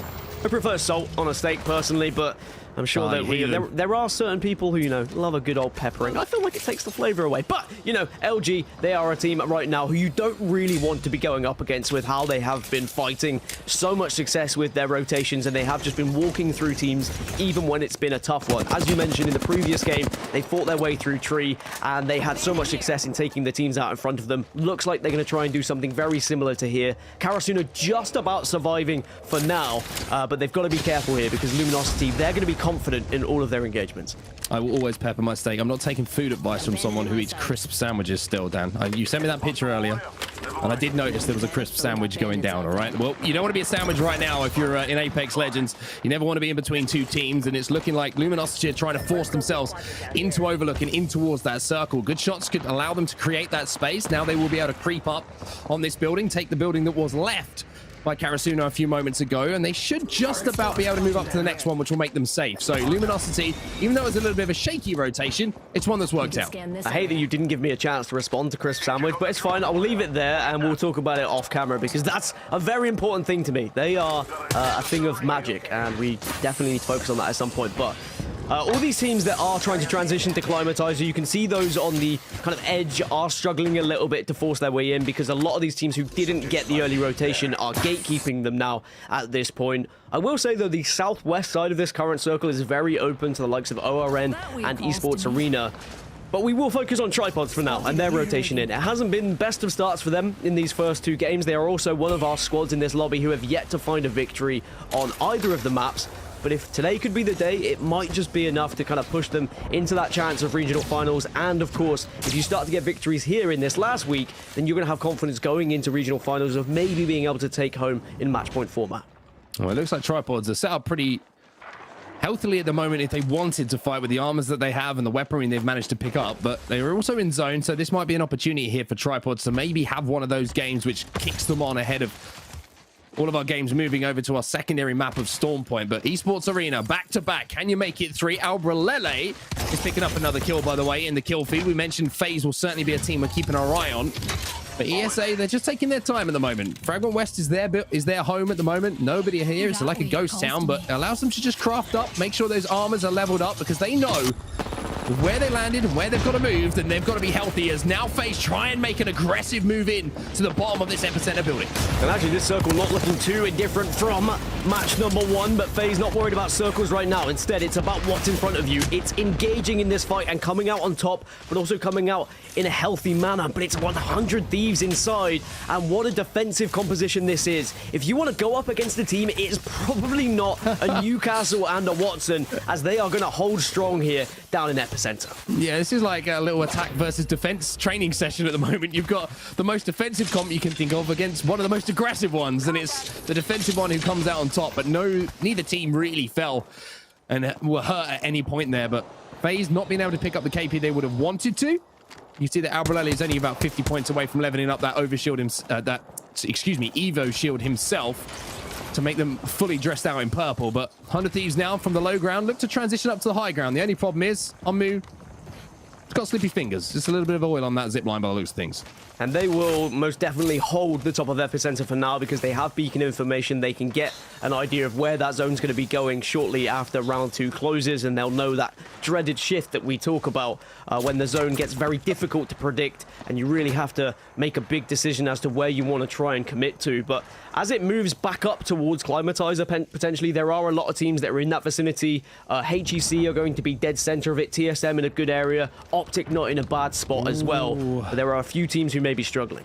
Yeah, Season just been eliminated, by the way, but something I really want to keep my eye on as FaZe are watching the circle close behind them is that Optic and Space Station are very close to each other at the moment, and they were two teams we were certainly focusing on how important these games could be for them, and not just for the day ahead of them, but also for their opportunity to maybe make it to land. Snipe down to that's 0.6 HP, I think. That's about as close as you can get to getting knocked. Yeah, that's a medkit straight away slammed into you, and you're hoping that no one's going to be in the vicinity to push, but we know that FaZe are going to be comfortable. Furia aren't too far away. They're in a similar spot. They're kind of shadowing FaZe's movements, but just slightly north of them, you can see on the map overhead. But it's going to be 100 Thieves who are going to have that beacon information. Maybe a few crypto teams trying to send their drone to get beacon information as well, to get an idea of where they want to move to next. But even with the information, where are you going to go? Well, look at the kill feed. I mentioned that Optic and Space Station were close to each other, and it's Optic who take out Space Station. So two of our teams who needed to perform, they meet up inside the top 19, and one of them will fall. FaZe inside of the bottom of the epicenter building should be safe for now, but what a story that is to see. Well, two teams who drop on the other side of the map, but find themselves in the same area over on the eastern side of epicenter. It obviously was a big fight and a huge one for Optic Gaming and their chances to push themselves further up these leaderboards, but so detrimental for Space Station for how they're going to progress. But we'll have to see what happens elsewhere. Now, TSM still going to move a little bit into this next circle. They were sitting pretty for quite a while, but they are going to have to make a move in the next 44 seconds with Luminosity to the back and also Optic Gaming very close. It's certainly not going to be comfortable for them, but we've seen TSM manage to get through a lot worse. Yeah, very interesting to see how TSM actually approach this now. 30 seconds until the zone closes. They do have the Valkyrie Skyward Dive to rely on if they have to, but are they going to look just for KP on edge of zone here? Are they going to just try and force their way in slowly but surely? They don't have a long way to go. And like you mentioned, they do have a couple of teams in front of them. Maybe they're going to hope that Optic help them out a little bit here with Luminosity, or Luminosity help them out a little bit with Optic. But for now, it's about just a little bit of discipline here, waiting to see how the lobby plays out, who makes the move before they have to make their decision themselves. Yeah, that's the reason why TSM are being patient. They want to see what happens around them. Luminosity, though, they're a little bit more brave. They make the move first. This is a big risk because they're being peppered like Mark's steak out of the sky. Oh, that's not good. That is not good at all. Two players fall. Gibby hits the ground, and let me tell you, it's not a soft landing when you're Gibraltar as well. Jaguares survives, but there comes the missile swarm, and having seen 2 players already fall, you wouldn't be surprised to see Jaguares not make it too much further in this game. Skillcakes from Optic was one of those players, and now it's TSM's turn to take to the skies. And as we know, TSM, the Valcourts are always a little bit touch and go. Let's see if they can find somewhere to play. Well, I always say it's about when you Valcol, not whether you should or should not. Sometimes you are forced to. We saw Luminosity get eliminated. TSM, though, can they stabilize? It looks like they found a little bit of room to play with and maybe avoid the line of sight of so many of the teams in this area. It seems like it might work out here for TSM. And look at where that circle's going as well. TSM are going to have the high ground over a lot of teams that are going to have to rotate in. Somehow, some way, TSM have got away with it. I mean, the difference is, right, like I mentioned, LG decided to Valcol early. The problem for them is that TSM and Optic were in the vicinity. But by Luminosity Valcoling, that meant that TSM could take the damage on the way up and find somewhere to land, with Optic being the only team in the vicinity. Having then found the skies, they find somewhere to play. And like you mentioned, the LOS from the low ground completely denied. TSM with a huge play here to find a playable area and, most importantly, Dan, a safe area, as that zone's going to be closing.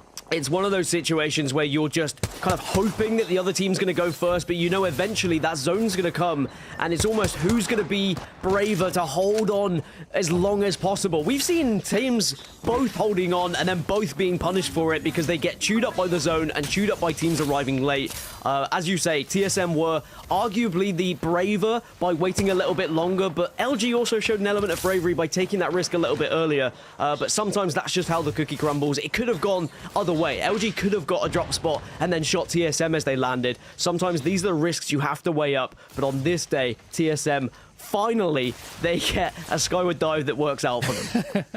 Yes, I think it's about time that they got a little bit of luck on their side with the skyward dive, and this was the time. 100 Thieves currently set up on top of Epicenter, and they're going to have to make their move in around 10 seconds time down. The zone is going to start closing, and you know what? We've got a listening queued up. We might as well jump into it now with 100 Thieves. If we get any real estate, we might be able to hit it all. Team in the right Valkyl, dude. Go for it. We should get out there now. Yeah. I don't see them. Keep walking real up. estate behind you, Valkyl. Let him do it. Let them. Let him. Oh, it's just one guy. We should do it too. I'm going now.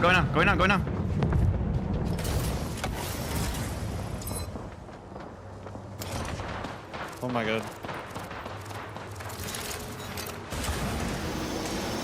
There's T-Brew. Ultimate low. Right under, ultimate low. right ulti low. Ultimate low. Over here. Yes, right yes, here. yes. We're gonna be clear LOS. Can we go to the... Hold on, just be quiet. We just rotate right, we can rotate. Fine here. We're not fine here. I mean, we're fine for now. There's a team in this RV. I'm gonna try to get him. Can we wrap? I think that team behind the RV is playing all this. Can we wrap behind this when you heal? It's our only play. We have to go before they see us. You ready? Go. Play by me. Keep healing, Pop in and make it. I have one cell left. Next Q. 5 seconds. Oh, they're just pushing up. Knock down. Give me knockdown. We're gonna jump over the wall. No, I can't. Jump over the wall.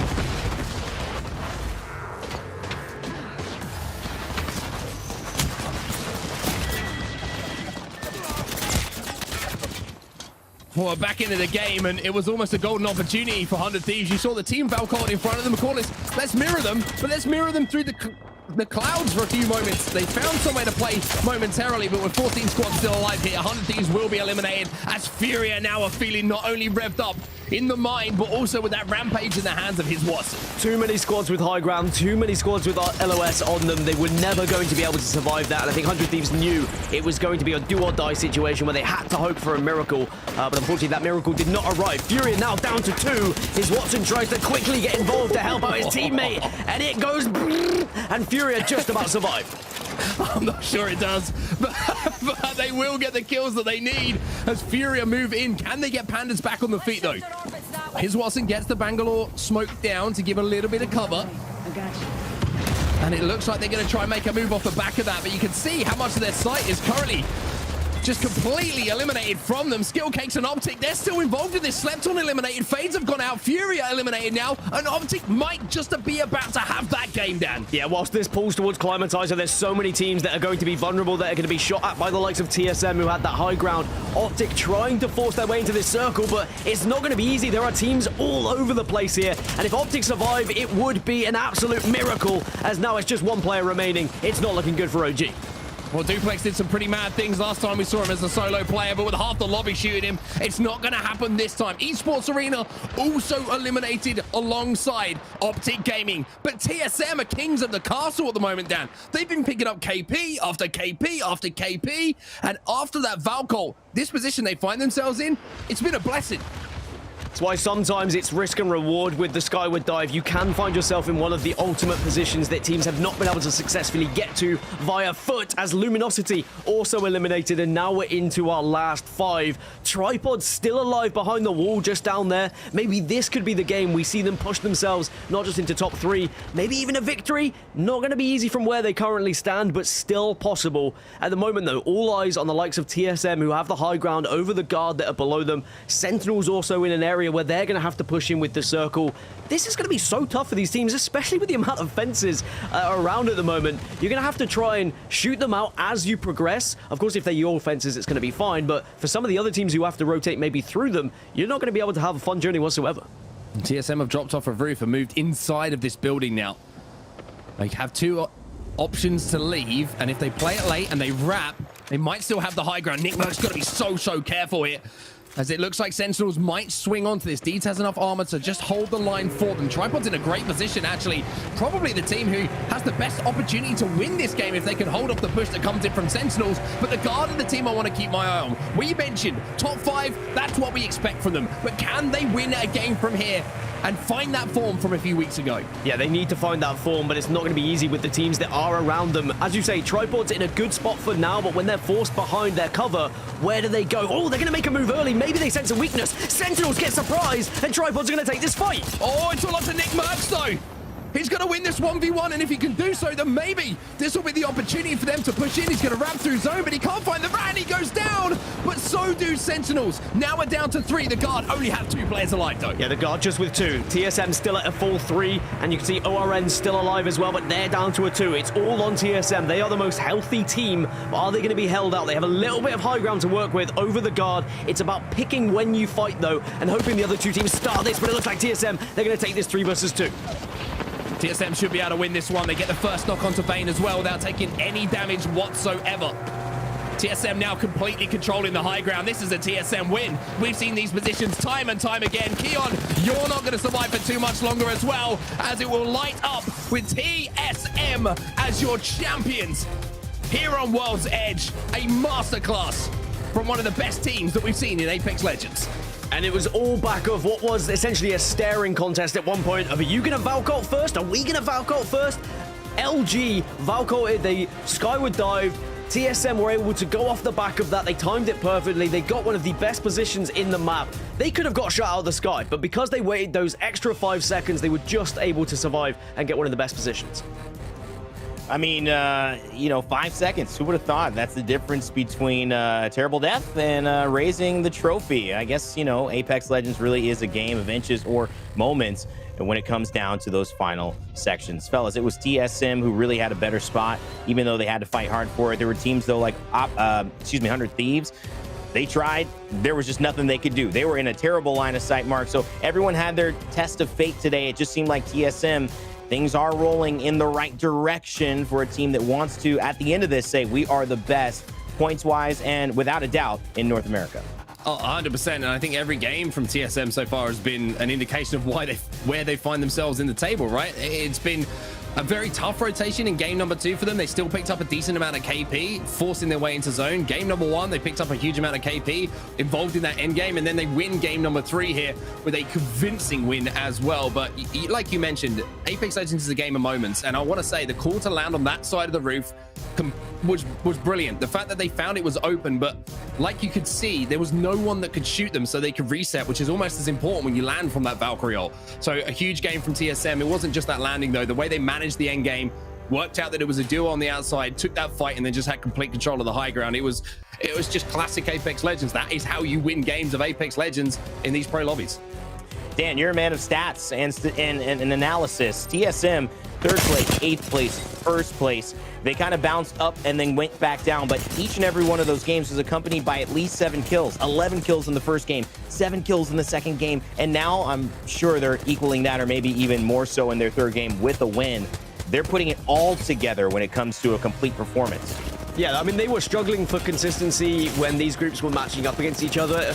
World's Edge in general, they were struggling to get top 5s. They only had 4 top 5s coming into this week on World's Edge, and only 1 victory on World's Edge coming into this. You wouldn't think that from TSM, a team who has dominated on World's Edge for what feels like the longest of times, but now they will up that win percentage of top 5s to around probably 30% of when they get to top 5. They are finding those victories, and you can understand why, because when TSM are in the top 5, usually they've been able to get into one of the priority positions as they just did, and as Mark alluded to, they know how to navigate these situations. They've been there, they've done that, they've played timeless amounts of World's Edge, and it was just a formality, it seemed, at the end there. Once they realized they were against 2 duos, it was just a matter of time until they picked up that victory. Oh, well, 11-7 and now 10. 22 more points to TSM at the top of the leaderboard. They will move past ESA almost guaranteed, as they would only pick up 3 and place in 9th overall in game number 3 on World's Edge. The Guard would have another consistent performance. I think we had mentioned that earlier too, Mark, that they kind of get top 5s and top 5s, and they tend to be really, really good. I also want to give a shout out to Tripods, who had to go through a lot, and yes, they're not having these banger games, but 4th place, 6 kills, 11 points, that's a solid game for anyone. Yeah, it's a really, really good game as well. And there's a lot of people who want to see Tripods succeeding as well. And I just want to give a shout out to Nick Merckx. You know, someone asked in his chat, I was like, you know, how much do you want to make it to a LAN here? And he's like, dude, I'm sacrificing so much to play this game at the moment because I love this game and I want to prove myself and that my team are good enough to get to these LAN tournaments. So a shout out to him and the passion that he's showing for sure. But at the other end of the table, Space Station, 3 games gone, 3 games to go. You cannot be down there if you want to be going into the regional finals with confidence and putting yourself in a place to make that LAN event. So a lot of questions to answer for Space Station and only 3 games to do it in. I mean, they're looking at almost, I mean, if you look at this, 19th, 20th place. Let's go to the series standings. I got to get my eyes on where Space Station actually is. 15th place, still 7 kills, but that is not enough points to be put in a position to qualify for LAN. They would have to win the regional final or have an incredible day on Sunday to be able to actually be there. And that's a team we would sorely miss, Dan, a team that has been excellent throughout these last couple of days, feeling like they were on a rise. Now, kind of a disappointing start here. Hopefully they can turn it around on Stormpoint. It's inevitable we're going to miss someone, and there is going to be a biggish team eliminated at some point, and we're all going to be wishing they were at LAN, but unfortunately that is just how the cookie crumbles at certain times. I'm going to note it again, FaZe in 20th position. One of their biggest threats right now is Sentinels. If Sentinels were to finish top 5 this week, and FaZe were to finish down at the bottom, Sentinels could leapfrog FaZe. They could take away one of those regional final positions, so FaZe need to be picking up the pace here a little bit. They can't afford to give too much initiative to Sentinels going into Stormpoint now. I need to see something different from FaZe, because otherwise you're giving it to Sentinels, you're giving them the opportunity to overtake you. I mean, and just Sentinels, even if they don't make LAN, I think for them a win would be staying in the Pro League for Split 2. They've got their eyes on a new player. Tech is still subbing with them, so this isn't the entirety of the roster. They're making adjustments. Just surviving, I think, is a win. So Sentinels clearly showing up today, 16 points, 8th place. Let's take a look at who was showing up individually, though. I think we have that. If we do not, we'll go ahead and obviously get ready to talk about some teams a little bit more. For me, quickly jump in here right now. Look how close it is outside of that top 2, though. I mean, it's ridiculous. You're right. You take TSM, you take Esports Arena out of it, 29 points all the way down to 10 points, 15 points. That's one game. That's one half decent game. That's the difference. You go all the way down to 14. So one game for Slepton, if they to get a top 5 with 7 kills, they'll jump up into that top 5 without a doubt. So there is still so much to be decided as we head in towards Stormpoint. TSM and Esports Arena, they've done a lot of the hard work, but for the rest of the lobby, they've got to be happy those 2 teams have been so dominant, because it means there's still an opportunity for them to produce something special in these final 3 games. Mark, quickly, I want you to add on to that. Is that more of a result of teams at the top taking away a lot of the points, doing so well, or is it more so because we have a bunch of teams we expected to perform not showing up today?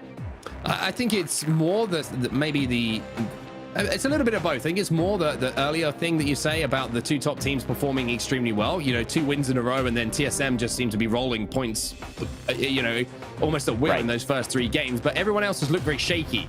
I haven't seen kind of any moves from a team where I'm like, oh, they look like they're getting into a really good position, or they look really confident in this team fight. And I think that the nerves are really starting to come into the fore here, and the questions of, you know, are we going to make it to regional final? Are we going to be able to make it to LAN? You know, there's a lot of Apex to be played. I think teams are starting to feel the pressure a little bit here. It's like getting in the ring with Mike Tyson back in his heyday. You don't really ask why wasn't your chin strong enough. You just talk about how hard he was punching. And I think at the end of the day, we are seeing some top teams perform very, very well. Bottom teams, though, it means there's an opportunity, Dan. But I want to shift the focus here at halftime to what we've been mentioning, alluding to, talking about a team that has really been consistent, not only in placements, but in KP. TSM has been putting it together. They're our focus here for this halftime. Talk to me a little bit about what they've done here in the first 3 games on World's Edge. Well, when you consider the difficulties that TSM had when these 2 groups matched up against each other the last 2 times, right, that wasn't the TSM performance that we were expecting. They were getting killed on rotation. Maybe their Skyward dives weren't going their way. You can talk about circles not being right for them until the cows come home, but you've still got to find consistency as a team, and TSM know full well that going into regional finals and onward, you've got to demonstrate that you are still the best team and you can make it work even when the circle isn't going your way. And I think match number 3 was a perfect example of that. You wait, you take the risk at the right time, you're rewarded for it, but then you know what to do once you get that spot. And not just that, but they were finding kills, they were finding positions in match number 1 and 2 where it was not easy for them. They had some tough rotations, they had to fight through some impressive teams in 3v3 engagements, and even moments like this on your screen where they were facing so much adversity, when teams were kind of pushing them and getting aggressive, they were still holding out, still getting KP, and still making sure they placed well. Confidence, I mean, that's the key. We've seen it all around TSM, the fan base. They'll never leave them. But also the players have had to go through their ups and downs internally. They have asked Verholz to hold and take that mantle as a pro player and move to its next echelon, adding Raven. They've certainly done that. Everyone on that team has stepped up another level. TSM looking great heading into our final day and the back half of this tournament. Just want to let you know, if you're looking at your screens right now, the Challenger Circuit number 4 is open for registration. It closes on January 4th. If you're a team that wants to get involved, or you're a team who might be in relegation, this is going to be the opportunity to get back into Split 2 of the Pro League. And we've had some great stories from our Challenger Circuit squads. Hey, what a half. What a moment. What a tournament so far. I am really, really enjoying this one. And I know hopefully all of you watching at home or where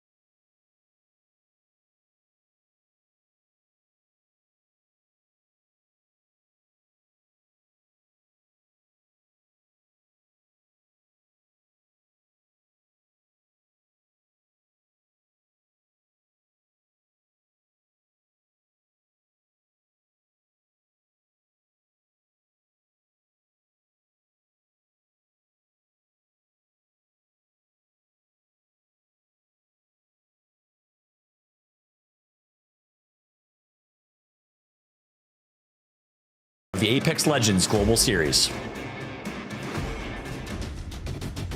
Welcome back, ladies and gentlemen, to the ALGS, the Apex Legends Global Series. My name is Rainday. I've been your host today alongside two of the best casters in the world in esports, Dan Gaskin and Mark Onset Hatcher. I'm so excited that we have a chance now to go and flip the script. World's Edge was phenomenal. We saw TSM jump off to a nice day. I mean, that's pretty standard if you're a TSM or an Apex Legends fan, but not in this way. Over 7 kills in each game and over, I guess, under top 10 placements. It has been really a great start for them. You couldn't have asked for a better World's Edge. What can they do on Stormpoint?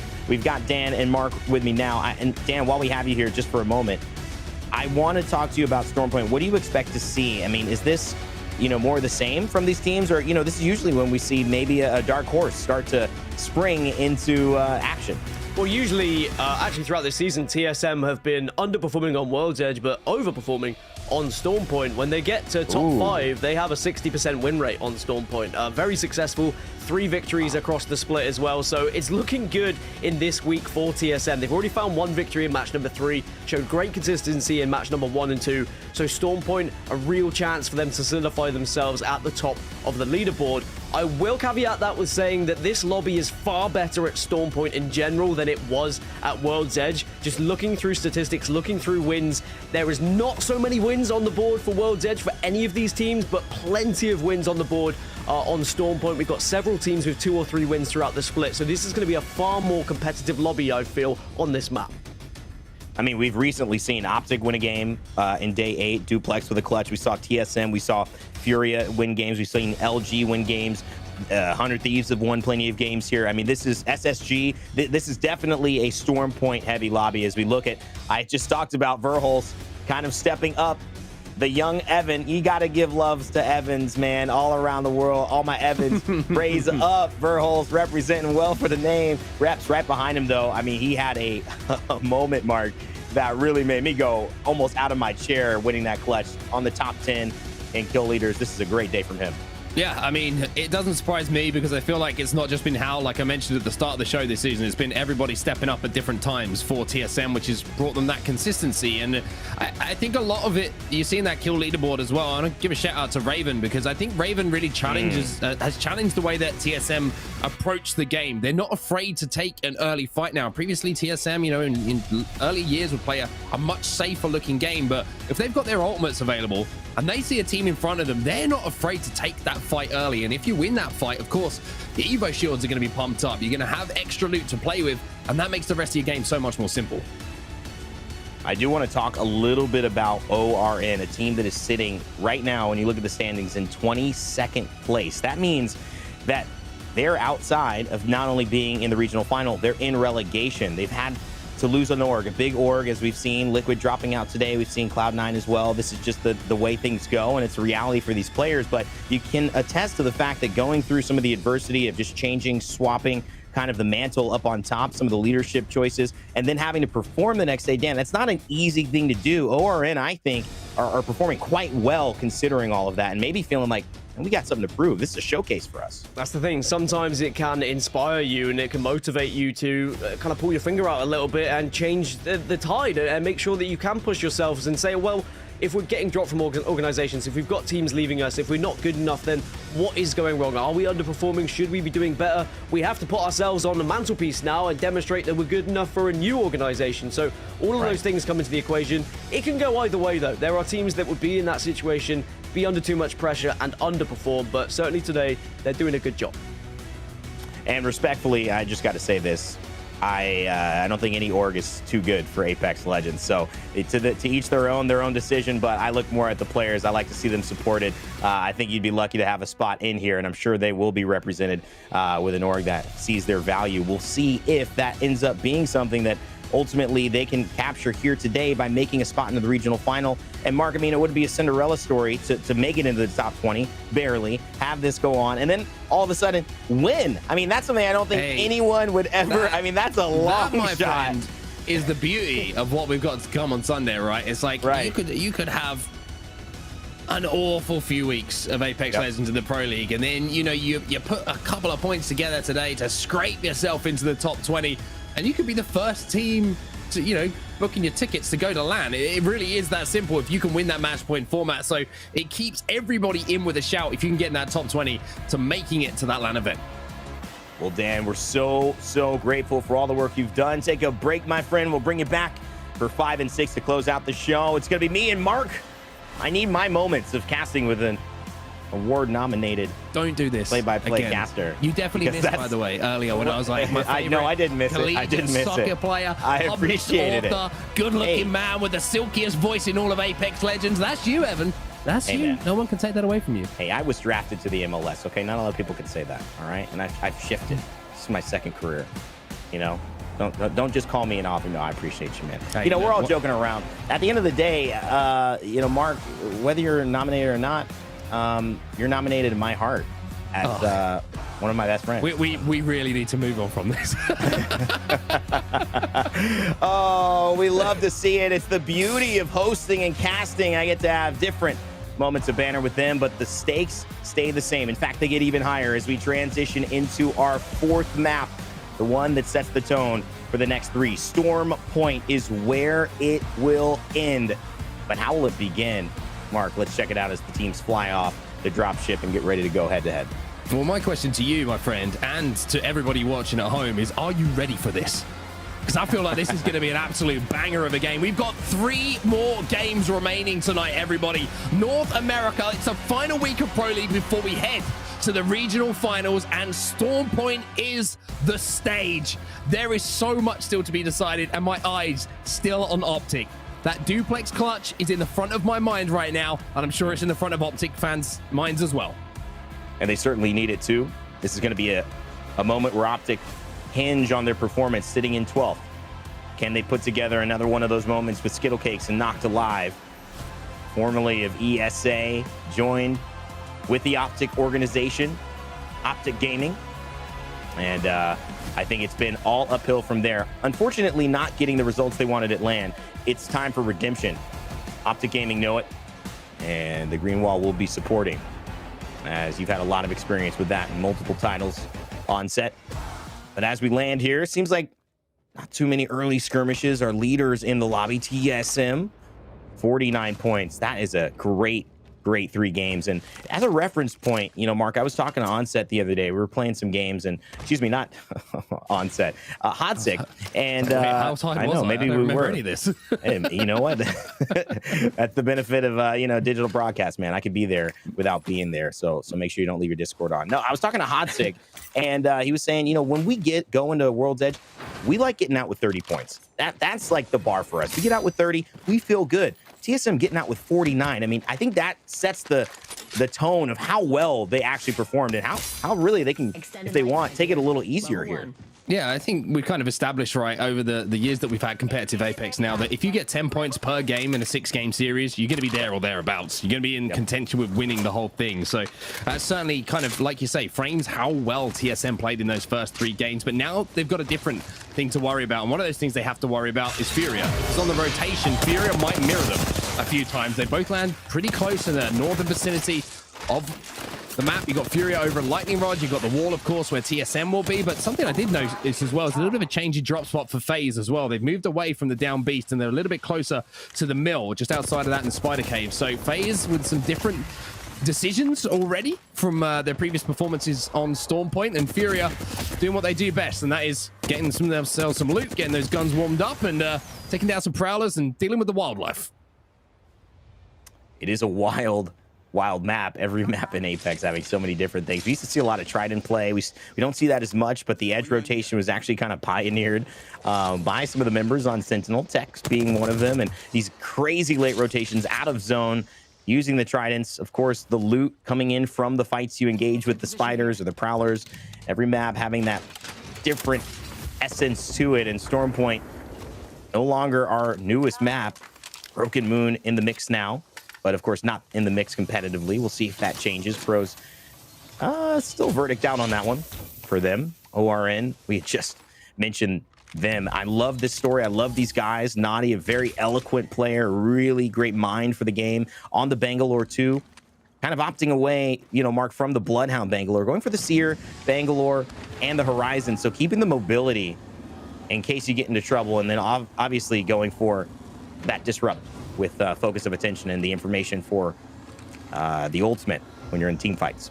Yeah, just having a quick look at the circle as well. It's pretty central circle, and you can see already Optic Gaming making their way out of the mill. They've made a quick rotation. They had good priority to this zone. 100 Thieves also making a good rotation. They've got good priority to the zone, but teams inside of Barometer, I think, are going to be very influential in this game. Taking that high ground is where BR Demons do land.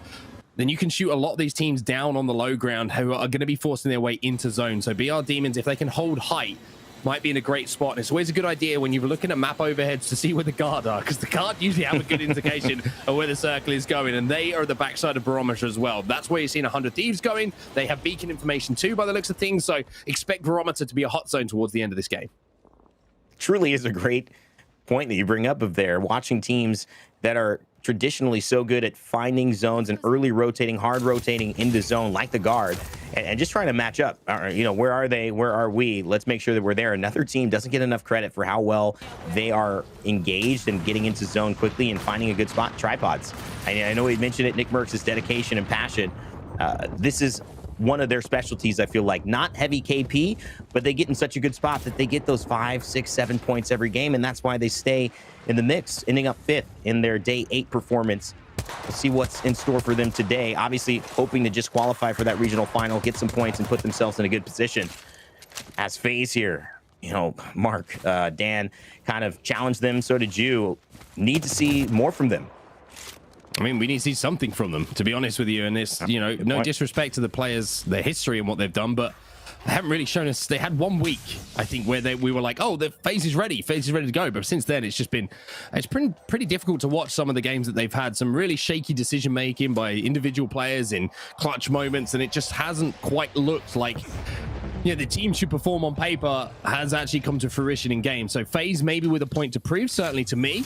And I'm sure that with the experience they have, they will be looking to make that point, especially if they can get to the regional finals. But Optic Gaming, they're safe inside of this building. A lot of teams already made a quick early rotation. The only teams that aren't in where this next zone is probably going to be pulling, you got slept on down at the southern side. That was the team that FaZe were trying to chase down, who hit that Valkyrie ult. You have ORN, who are just leaving down Beast right now, who are going to have a long old trek through the mill and down to get into the zone. ESA, they're right at the northern side of the map at the moment. They're inside of the armory, just making sure that they're fully looted and kitted for a little bit of edge. Kind of play towards the end of this game. And of course, Furia, who never really are too bothered about where the zone is going. As long as they're in the general vicinity, they'll force their way in. As long as they can like see it, I mean, like way far away, like they could just make sure it exists and it's not just a figment of their imagination. They're cool. They're like, we'll get there eventually, and you know, we'll take some bumps along the road. We got 4-wheel drive. We got the big tires. We don't really care what ends up showing up as long as we can see where we're going. Furia, maybe the most confident team, rotating edge, and that they will win the fight that they come upon. This area right here in day 8, Sentinels and Optic in game 6 had a very interesting dynamic. And it actually was in a tournament outside of the ALGS where Sentinels felt like they were, well, let me put it this way. Duplex felt like Sentinels were griefing a little bit. Kind of a bonehead push, I think he had described it on. But it's a tough spot because there's not a lot of places to hold. You can hold the backside of these rocks. You can go right in front, which is where Optic was, where you're still in line of sight, but there's a dip so that you can kind of, you know, just stay out of focus. The team would have to fully push you if they wanted to commit to it. And of course, that puts people in a decision. And that is sometimes the most difficult thing that you can have in a BR, where you have 3, 4, 5 choices and you've got to make the right one. And you don't know which one's the right one yet. Hey, you make your money that way, though, right? That's where the Ideals really do step up and earn the big bucks. If you can make those decisions right 70-80% of the time, you're going to be in a good spot. But speaking of good spots, the Guard were in one. Oh. They're now not in a good spot, and that is just watching everybody else play the game. They will be eliminated first.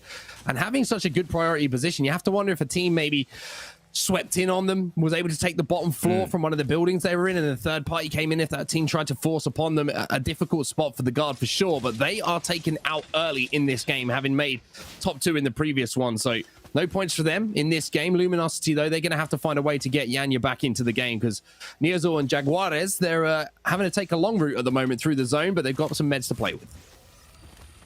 All those events in Mexico got your Spanish sounding pretty clean, Mark. I like that one. Trust me, dude. I've had, what, 6 months to practice saying one word. You don't want to hear any more than that. I barely speak English. We won't test that theory. I'll take your word for it. Luminosity Gaming, though still in the same desperate situation. Maybe not as desperate as Marks. Need to learn a few more words in Spanish, but I think it'll do for now. Both teams have enough. And Space Station Gaming holding outside of these gravity cannons, which they actually really like to do. This is a place that I think they feel comfortable. And, you know, they obviously have these head peaks with the G7 Scout, which will be good. We've asked to see more from them in this game. They are still alive. That is more than some of the teams in front of them, like the Guard, can say right now. So far, so good for SSG. Frex and dropped into Denial, rocking the Seer, Valkyrie, and the Bangalore.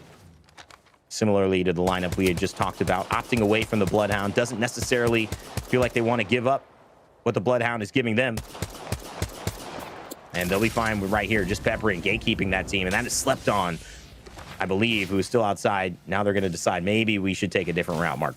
Yeah, this is really tough rotation, though, for Slept On. They're going to try and go right down to the southern tip of Storm Point here and work their way back in. But like I mentioned a lot of the time, if you're moving from south to north on Storm Point, a lot of the time you're fighting against a team who has a height advantage. So going through zone, wrapping through zone might seem a good idea right now, but when they're trying to force their way into the backside of Barometer with about 10, 15 teams already there, it's going to be a really tough move for them to make. So Space Station, clear the space, make sure that their backs are clear. Luminosity, the only team who may be able to wrap behind them, but they're deep into fish farms still at the moment, trying to get that respawn in, so they're going to have plenty of time to play with.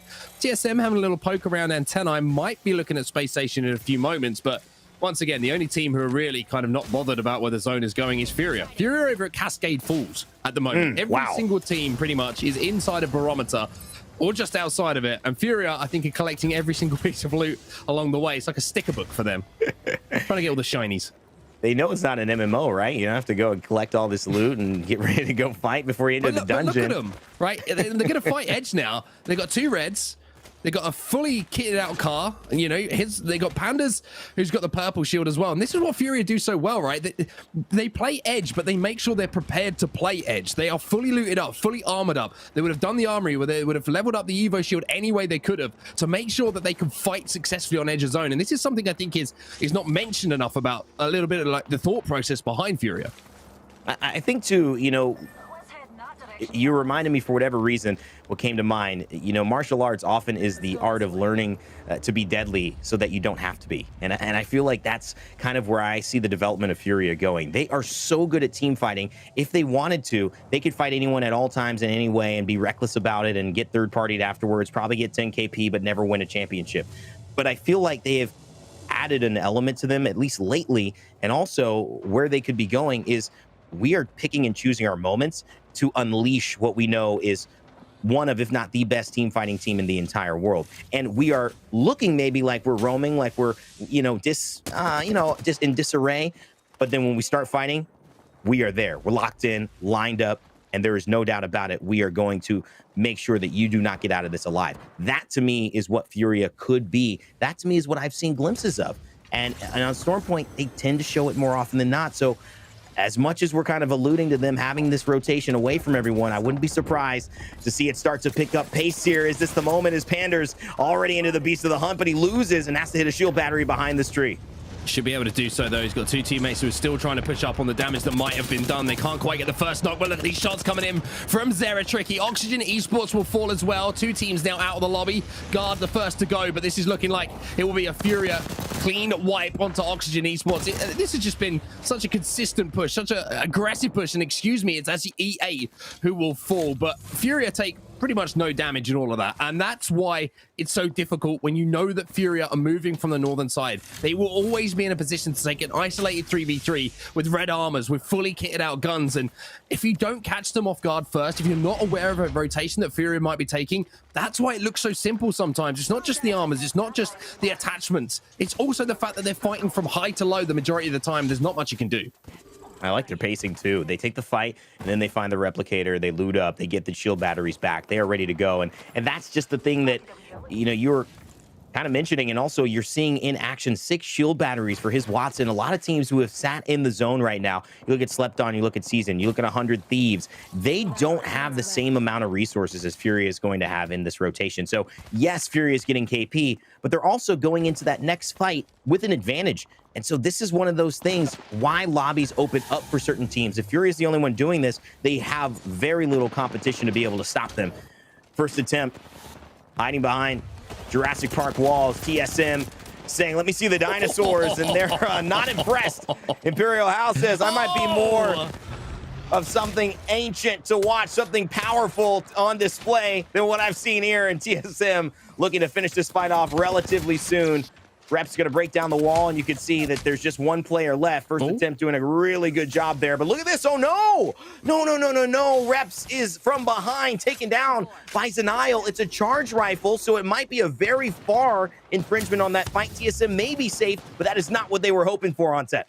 Oh, you can see Vergos has gone down as well. So the dual long-range weapons coming in here from SSG means that Hao is on his own. I was about to say, I think the Reps was in a position that was safe and away from the line of sight of those charge rifles to get back on his feet. But Space Station are looking to move in now, trying to cancel the res. And it looks like Hao might have to give up on this Rep's res and look to fight himself. SSG should be able to hold out TSM. TSM out, and finally some good news here for SSG. They third party absolutely perfectly.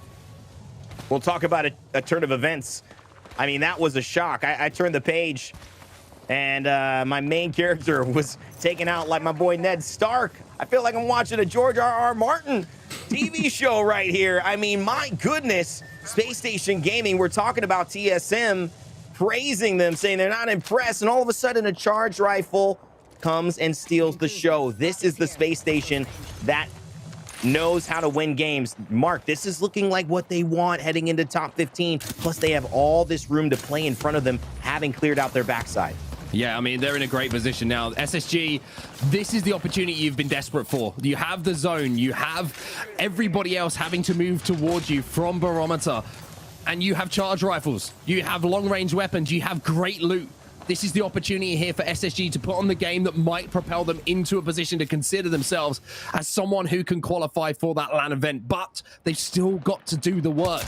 It's great to be in the position, but you've got to take advantage of advantages, and that's what Optic have got to do as well.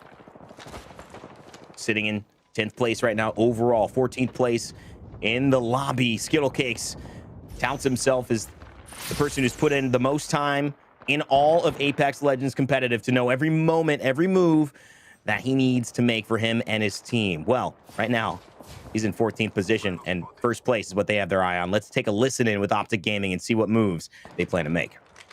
All right, fuck it. Let's just fucking oob. We can cruise over here. They're coming in the water. They're right here. They're right here. Did they even have a Valk? Did we even ever scan them?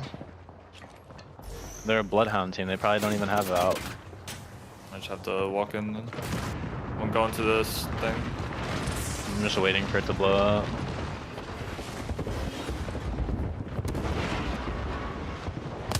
They're in the open right here. They're walking up. I still have bang ult and a smoke. I see the rat. I see the rat. Bang ulting the left corner of the bridge. I'm shooting left. We gotta just get up in this corner here. Going. That's my bang ult on the left. I'm looking right real quick. I got a bat. I got a bat. I got a bat. I got a bat. I can't call I'm a the right. serial. I'm a serial. I'm a serial. Serial to a whole 3-man right here. I scanned him. One's knocked. Okay. Them 97. I'm getting a nade on them. I have a nade on that. They're gonna swing out. Watson's tried. Watson's tried his.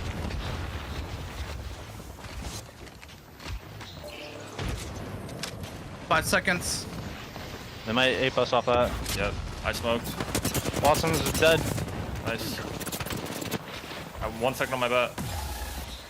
We need to kill these guys on the bridge. I'm popping 2 cells. I'm really low. I'm exiting here. They're rezzing deep. They're I'm rezzing. I'm aping.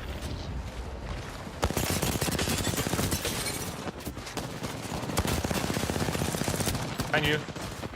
Yeah, he's one left. I got him one left. left. Behind. One left, dude. Dead.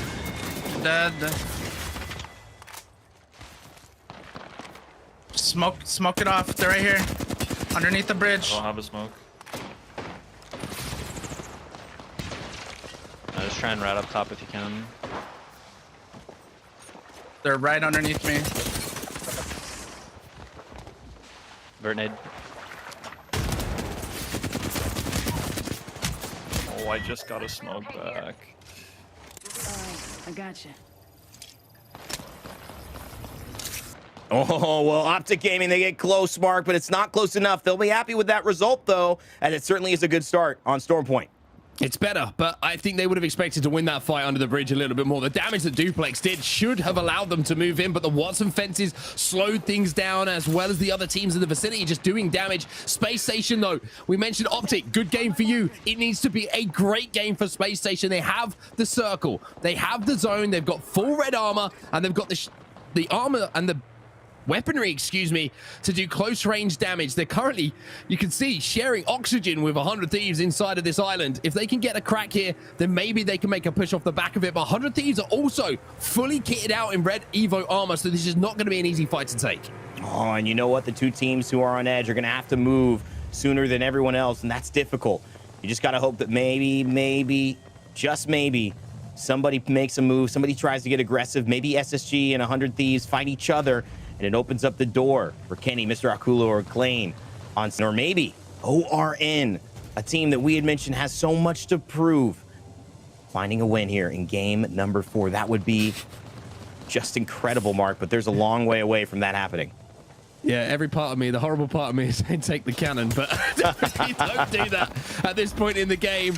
Space Station, though, do manage to do a little bit of damage here. Rocker's going to swing out for a team who was on the bridge here to get that knock, which is going to allow Space Station just to hold this position. You can see they're so nervous of 100 Thieves, and here comes the push down from 100 Thieves. Drops hat, has to get out of dodge, and somehow manages to do so. Everybody's hanging on the wall. It's exhibit time, so who's showing up to the museums? And Isle shooting at him like they're standing still, as he should, and as they are, but not really willing to go ahead and fire the weapon. Maybe doesn't want to give away his position. It's going to run into the wall just a little bit, but Denial and Space Station still super healthy. They've decided to take on 100 Thieves, and this may have opened up some space for ORN, who is still alive, as well as Season, who is going to be able to third-party this. This all in from Space Station Gaming. They take down Onmu, but look at this. Dropped in Freck, still alive. Oh, Space Station, Mark, clean it up, and now they've got Godspot.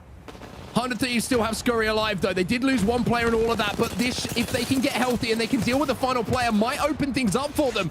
ORN moving in as well. Rocket gets one onto Mr. Hakulo, but look how low they are on health. They're just trying to survive at this point. Finish off the downs. The Bangalore now going to come in as well, Rain Day. Oh, no, this is terrible, especially because you've got to clear out the space, and SSG trying to push in to get the KP. Hopefully he doesn't turn it around. It's a moment maybe for Nadi to do something spectacular, and dropped. He's going to feel the pressure of it. Denial as well, and that's going to be one down. Don't tell me ORN turned this around. It could be Frex and Space Station. We were talking about.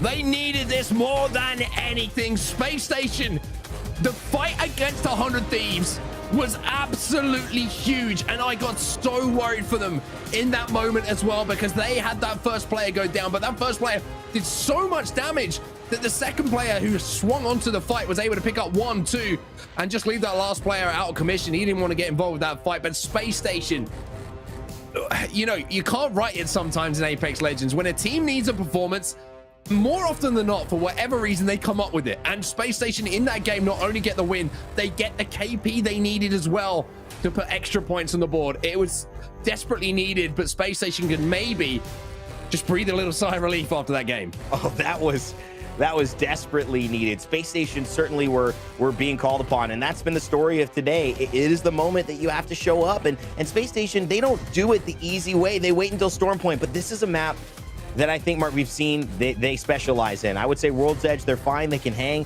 Storm Point, in my opinion, I feel like they are their most and most comfortable, even if they haven't gotten wins all season on Storm Point. That might tell a different tale of just how the team's been executing these final moments and these rotations. But you see, when they get it right, they are hard to beat. They just have all these cylinders firing when Rexed and Dropped and Denial. And Denial, one of the earlier players, I always shout him out for this, who pioneered when Horizon was coming back into the meta, played Horizon, got wins on Horizon, when Storm Point was active, when people were still playing Ashe on Storm Point. This team is familiar with this composition, and they proved it here today. Yeah, there's always moments in endgame that decide how the match will finish as well. And it's usually one team saying, we need to make a play here. We need to take this team out to give ourselves an opportunity to win the game. 100 Thieves and SSG both knew they had to win the fight on either side to have an opportunity to win that game. And if they did, they probably would take home first place. But it was SSG who won it. And with all due respect to SSG, there's been a few times this season where they've been involved in that fight and they haven't won it. But now with that confidence, maybe from the third party onto TSM, maybe from a few fights they took a bit earlier in the game, they never looked like they were gonna lose it. And that was the best moment for me. They close it out in those final moments as well, but Optic as well. You know, they got into, I think it was top 4, top 5, and picked up a lot of KP along the way as well. So we mentioned the battle between Space Station and Optic and how both of those teams need to do something today.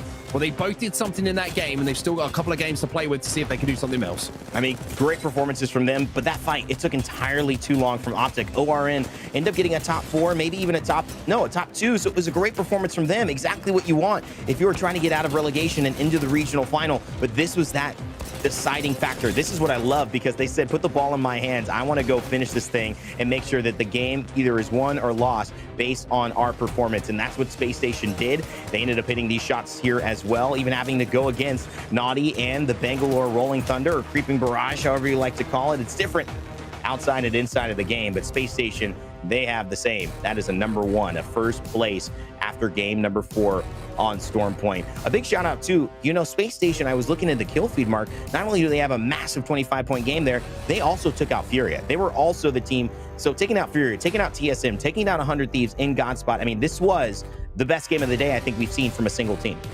Yeah, I completely agree with you. And consider the situation on top of that. Space Station, absolutely superb, without a doubt. And 13 KP is something that has avoided Space Station sometimes when they get those wins or they get those top 5 placements. That's the game you need. You need to command space. You need to take fights when you can. And when you have advantage, you need to swing on it and make sure that you deal with those teams that are around you in the fights as quickly as physically possible. At the other end of the table, the Guard, we saw them get taken out extremely early. TSM, a little bit more quiet than we saw on World's Edge. Tripods, very, very quiet as well. And I think for those teams down at the bottom at the moment, maybe Tripods, who are kind of, I think their first task for today was to try and force their way into the regional finals.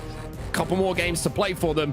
All to play for so many teams in from different reasons, like we've pointed out. But I think TSM still on top. But with how tight it was for everyone else, Space Station, I think, will jump up probably into third place after that performance. Look at this, almost third place. Furia just edging them out here in the overall standings after 4. TSM still on top. Esports Arena, having won the first 2 games, are sitting pretty in second place. But Luminosity and Space Station now are tied. And given the fact that Luminosity has played kind of overall a little bit better than Space Station, but hasn't had a win and hasn't had that pop-off game yet, this is definitely going to be a good sign for Space Station's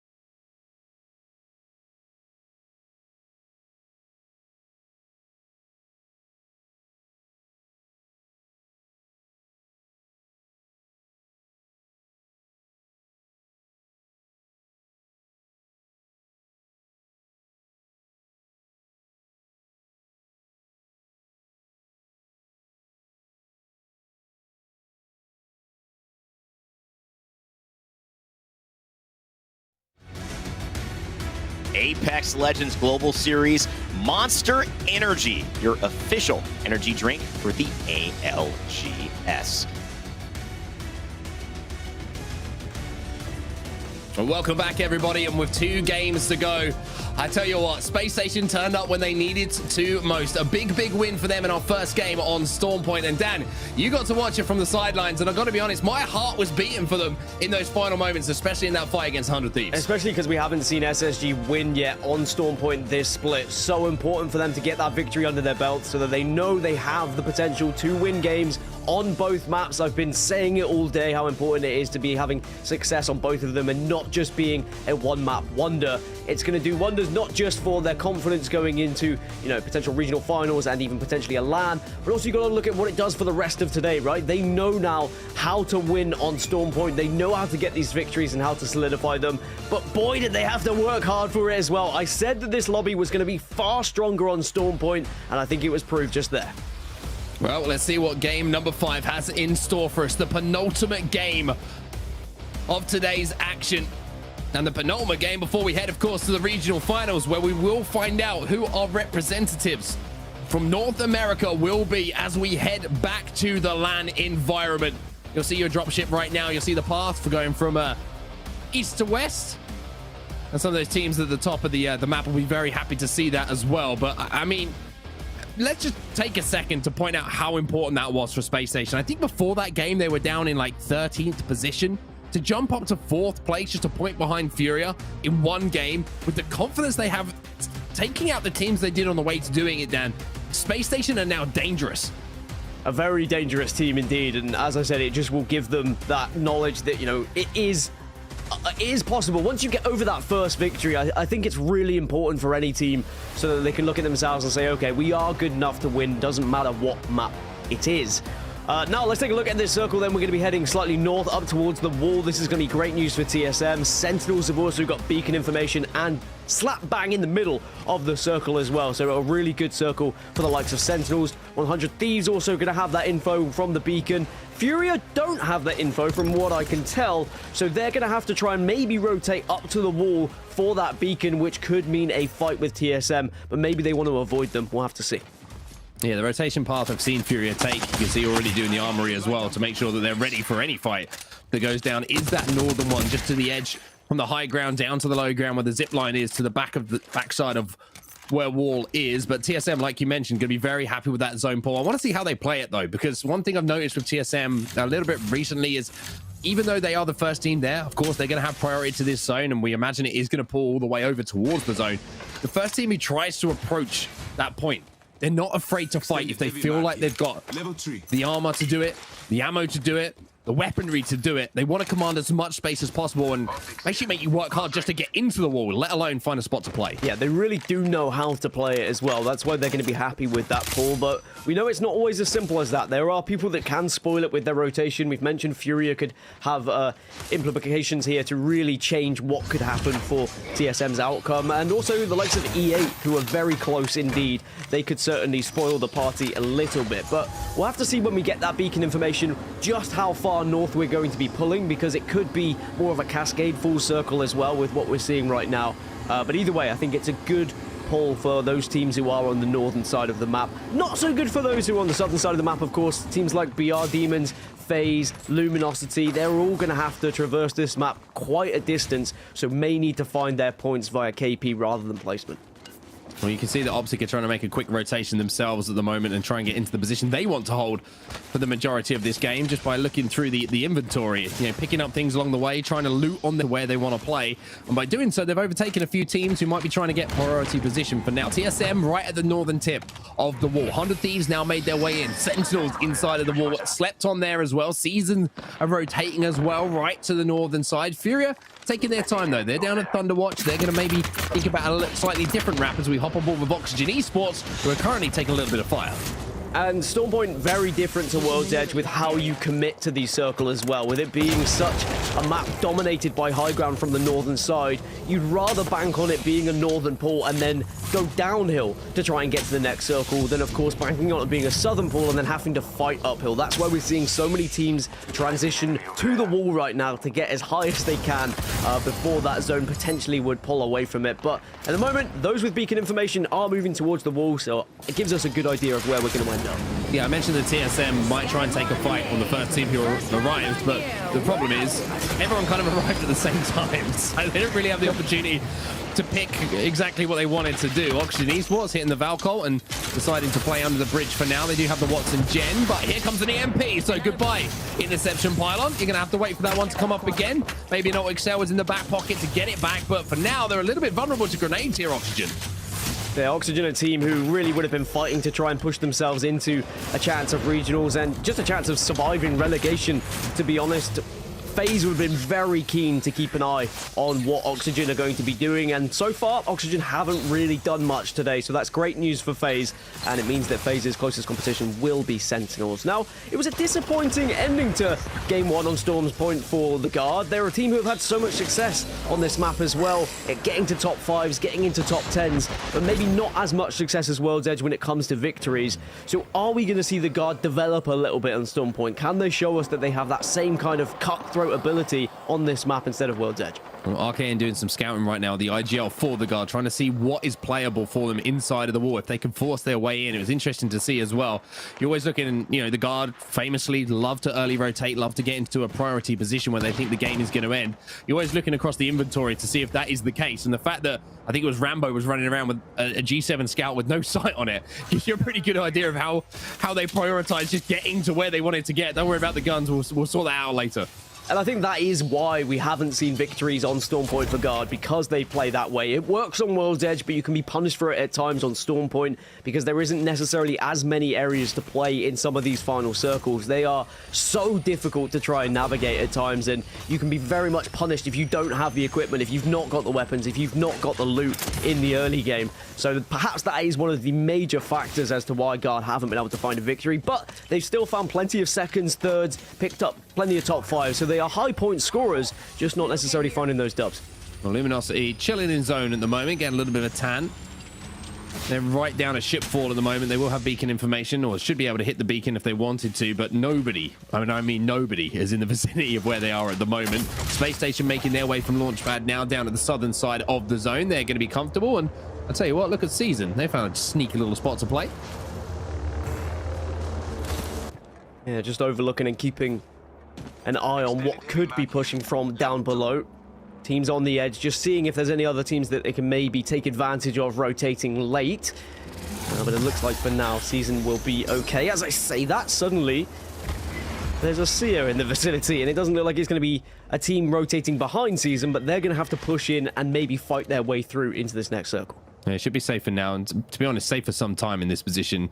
Nobody's really going to be wrapping behind them through zone at this point, you would imagine. Optic may be the only team who could think about doing that, but it would surprise me if they did. Such a risky move to make, as we do see a couple of death boxes knocking around. Is that a death box of a fallen flyer? I think it might have been. So still 60 players in the lobby, 20 squads still remaining. And I think at the pace that this game is playing down, you're starting to see that everyone is feeling the pressure a little bit here, knowing there's only 2 games remaining.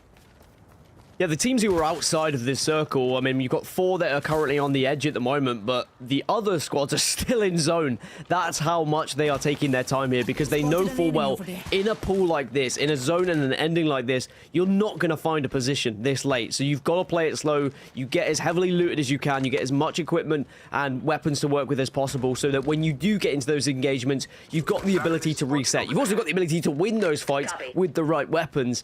Very difficult zones, though, to navigate when you are in circles like this and you've had to rotate quite a long way. So I am curious to see how the likes of ORN do. FaZe are going to be rotating in late. They're going to be probably fighting against Esports Arena quite soon. And then outside of that, Tripods have got a pretty awful rotation from Thunderwatch through to this next zone. They're going to be gate-kept by teams in choke points. So we're going to see probably quite a disgusting end to some people's games, because it's just going to be a case of them trying to run with the zone to their back and getting peppered by several different teams watching those angles. Yeah. Just a little thing to highlight there. Space Station hit the beacon on their rotation as well, so they're going to have information of where the zone is going to be pulling.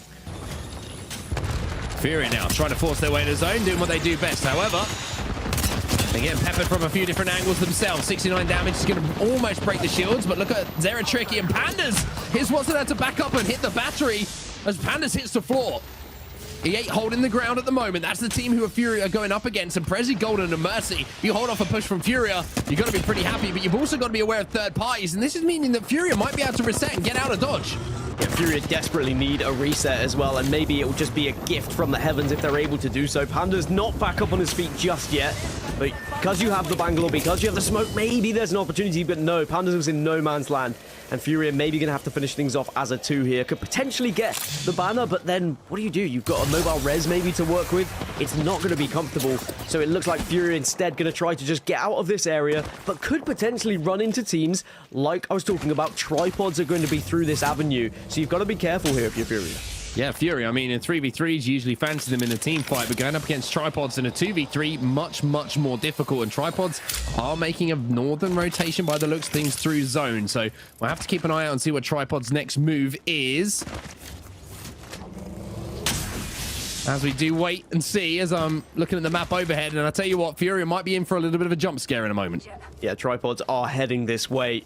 They won't necessarily know there's a 2 waiting for them, so they won't get too aggressive. They'll probably change their rotation. Just kind of suss it out, but yeah, it looks like they've double backed, and that is probably because they know full well that they're going through an avenue that's going to be tough. It's a choke point that's going to be held by potentially several teams, and they have no idea, of course, that Furia is just there as a 2. They could still match Furia if they keep going this way, depending on their actual rotation, but still, Tripods playing this one as slow as possible. Maybe you could even go for a Skyward Dive a little bit later to try and find a god spot, or even just somewhere to play.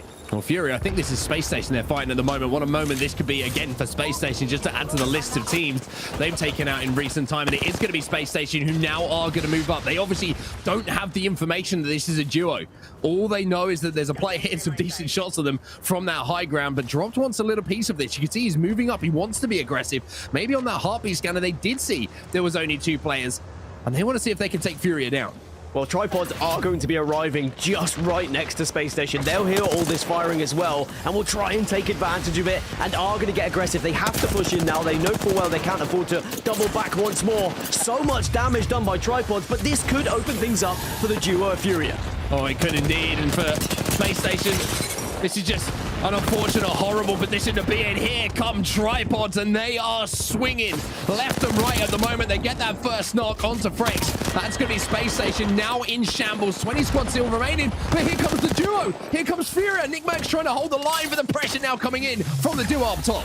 Tough to fight as a 2, but they've got the perfect angle to do so. They've got the high ground, they've got the shield advantage, and they've got the jump on Tripods. It also means the last remaining players on Space Station could potentially come back and get involved with this as well. But Tripods holding excellently, forcing Furia back. If Tripods had had 1 player drop there, it could have been the end of their game. But Tripods demonstrate they are a very impressive 3v3 fighting team, or in that instance, a 3v2 fighting team, and make sure they stay alive. Space Station is still a 2. Esports Arena involved in a scuffle themselves now. They get the first knock onto Luda as well. Abrolelli will go down in the kill feed as well. So FaZe on the back foot as we see a finish coming in now. FaZe eliminated here by Esports Arena, but here comes the third party. Esports Arena trying to survive, but Capra can't get out as the pressure now comes in, and it's BR Demons looking to take them down to the grave themselves. 3 players still alive for them. Vayne will be taking the person to pick up the kill, and it looks like they're happy with it. They've got the zone closing as well, so they decided they want to try and get their rotation on board instead of chasing down those last 2 players. Yeah, this is all the teams that haven't been able to find an early spot, trying to pick up KP because they know that placement isn't going to be easy for them. But a lot of these teams have got into fights, then backed off and tried to play a different route. And that's just because all these teams are trying to take maybe a secret route, a sneaky route to get into the circle. But they've all got the same idea, and they're all meeting each other in the same kind of areas. But they're not having enough kind of resources to commit to the fight without potentially getting third-partied. And that's why it's so tough for all of these teams right now and why we're seeing so many twos survive. Tripods versus Furia, part 2. Furia decide. We're going to have to wait for that episode to come out. A little bit of delay in production for it, but Esports Arena have been eliminated. The final player was taken out as the guard moved down from that position we saw from them a little bit earlier. The guard are also going to have to hold off BR Demons and HEC, who are moving in for the high ground. But Furia, you can see, are going to have to creep into zone here. 18 squads still remaining. Tripod's still looking for Furia. They know they're net there, and they know they're going to have to leave at some point, but what they don't know is that Furia have completely backed up and might have changed their rotation path completely. Yeah, Furia were just reluctant to commit to that. Of course, a very important week for Furia as Luminosity also down to a 2, kind of stuck with their backs against the wall right now. They've got a little bit of room to play with, but of course, they're going to have to move in first attempt, holding them out ever so slightly here. Holding them out ever so slightly. I would say them holding them out about as strongly as you physically can with the zone closing behind them. Oxy Aries and Code doing what they can to finish off these kills. One player flying out. Oxy Aries, no, the zone! Do not die to the zone. He goes down to the zone. And now first attempt, having held out LG for so long, might have just thrown their own game by doing so. It's one of those where when you're on the receiving end of it, you're kind of effing and blinding, saying, why on earth are this team doing this to us? Why are they holding us out? They're just going to die as well as HEC now can potentially pick up the pieces. ORN eliminated as well. HEC have managed to find a safe spot to play while all this carnage is unfolding around them. And should be able to finish off these knockdowns as well, and these knocks to get those KP on the board. Enemy going to be doing some damage, and that is the end of first attempt. So holding out LG for that time, not a decision maybe they'll look back on fondly. They should have just prioritized getting into a safer spot, hold them out from a little bit of a different position, but maybe HEC being in the vicinity made them make that decision, knowing that there wasn't anywhere to play. They may have thought KP is the priority. If we can pick them up quickly, maybe we can move in. It's Furia. Will finally the duo go out. A shame for Furia considering the success they've had on Storm Point in previous weeks, but we speak of success. HEC, actually one of the most winningest teams we have in this lobby on this map, alongside TSM, have found 3 victories across the way throughout this split. So we always have to keep the tabs on them. They are a team that pose a real threat to this lobby. Maybe not the best position they find themselves in this particular game, but if anyone can do it, and the way they've been playing, the way they've been fighting this season long, maybe, just maybe, they can do the unthinkable here. Well, EA find one of their players on their back, and it's down to HEC, the combined combination of 30-30, charge rifle, arc stars, all the goodies being thrown their way to try and collect. And unfortunately, it does mean they find themselves down to 2, and we find ourselves in this lobby down to 14 squads now. Hill up on this high ground is going to have to do a little bit of scouting now, the IGL, to find what the next move is. They see where the guard is. They're still going to be outside of the zone. So it's attention towards the team who are rotating in, but they put themselves in a safer position here. You can see they have a rotation ahead of them, but it doesn't look like a comfortable one. And this Zone 4 shift did hurt TSM, a team who obviously dropped at the wall, played a building, and now they're going to have to get out of that building and try and move into this next zone, which isn't going to be fun. There are going to be teams watching them, but they maybe will be banking on other teams taking the LOS away from them ever so slightly, as now everyone will be making their way into this circle, and I'm sure we're going to see a lot of deaths on this kill feed. Tripods, they get those heals cancelled by the CQ. BR Demons eliminated, and as we see Tripods try and force their way in, let's jump into a listening with these 3 and see if they can stay safe in zone. Play safe, play safe. Yeah. Back up on me, you're full safe. I'm batting. I'm gonna die here, boys. You're safe on me.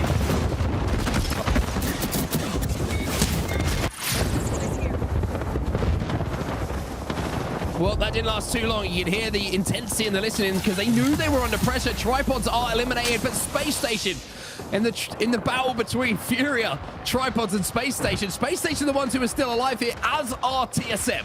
Yeah, TSM were able to successfully get out of that building, and actually, the position they find themselves in now is a really hot one. They've got so much vision on other teams, a little bit of things to hide behind, they've got objects to work with, and the circle is pulling in their direction as well. So things looking up for TSM. It's not a guaranteed victory. This circle is actually so tough to try and get yourself in a god spot, as it were, because there is a lack of true high ground and also a lack of places to play with true cover. And because we've got so many teams, there are so many different angles angles you have to hide from here, so this is not going to be an easy one for any squad. Oxygen are bang center of this current circle, though, so if they can avoid the LOS of a lot of these teams, they might be able to pick them off as they approach and potentially push themselves into at least a top 5.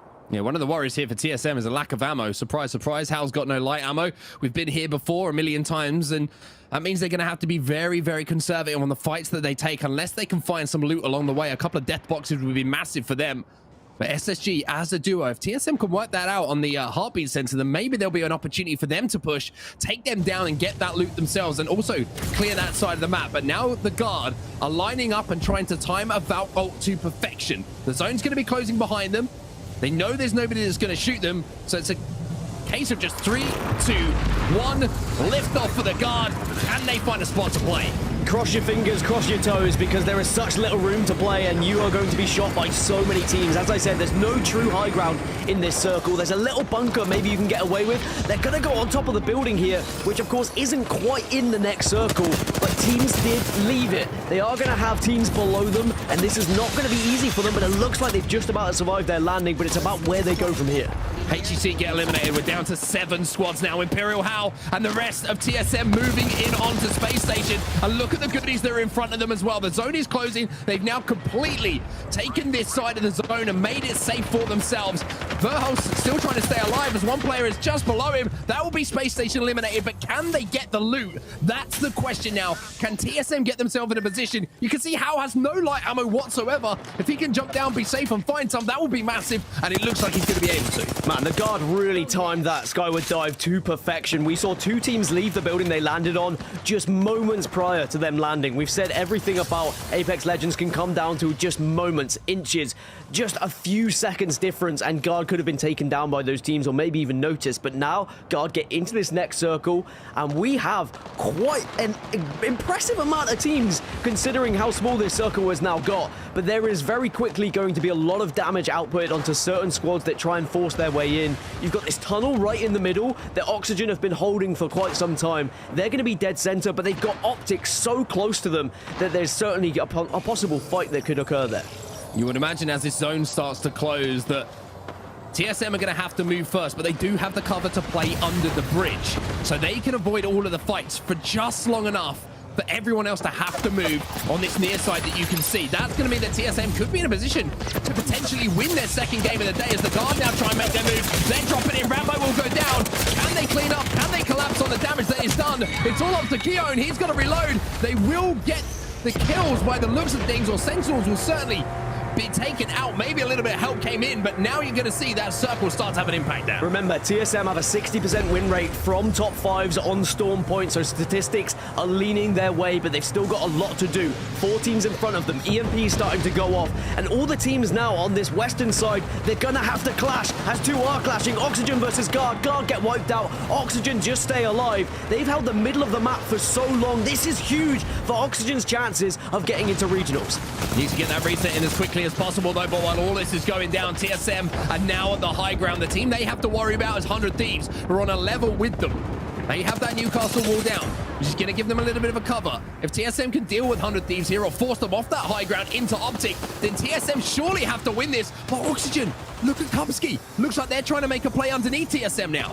Yeah, Oxygen going to be underneath. They're going to be able to maybe clean up the pieces, but 100 Thieves and Optic will clash. It's a clash of the Titans, but just like that, Optic eliminated, and now it's Oxygen, it's TSM in the best positions. Who's going to be able to take it, though? It's going to be high ground versus low ground as 100 Thieves get eliminated. TSM could drop as well. They could be safe to drop because they have that LOS covered.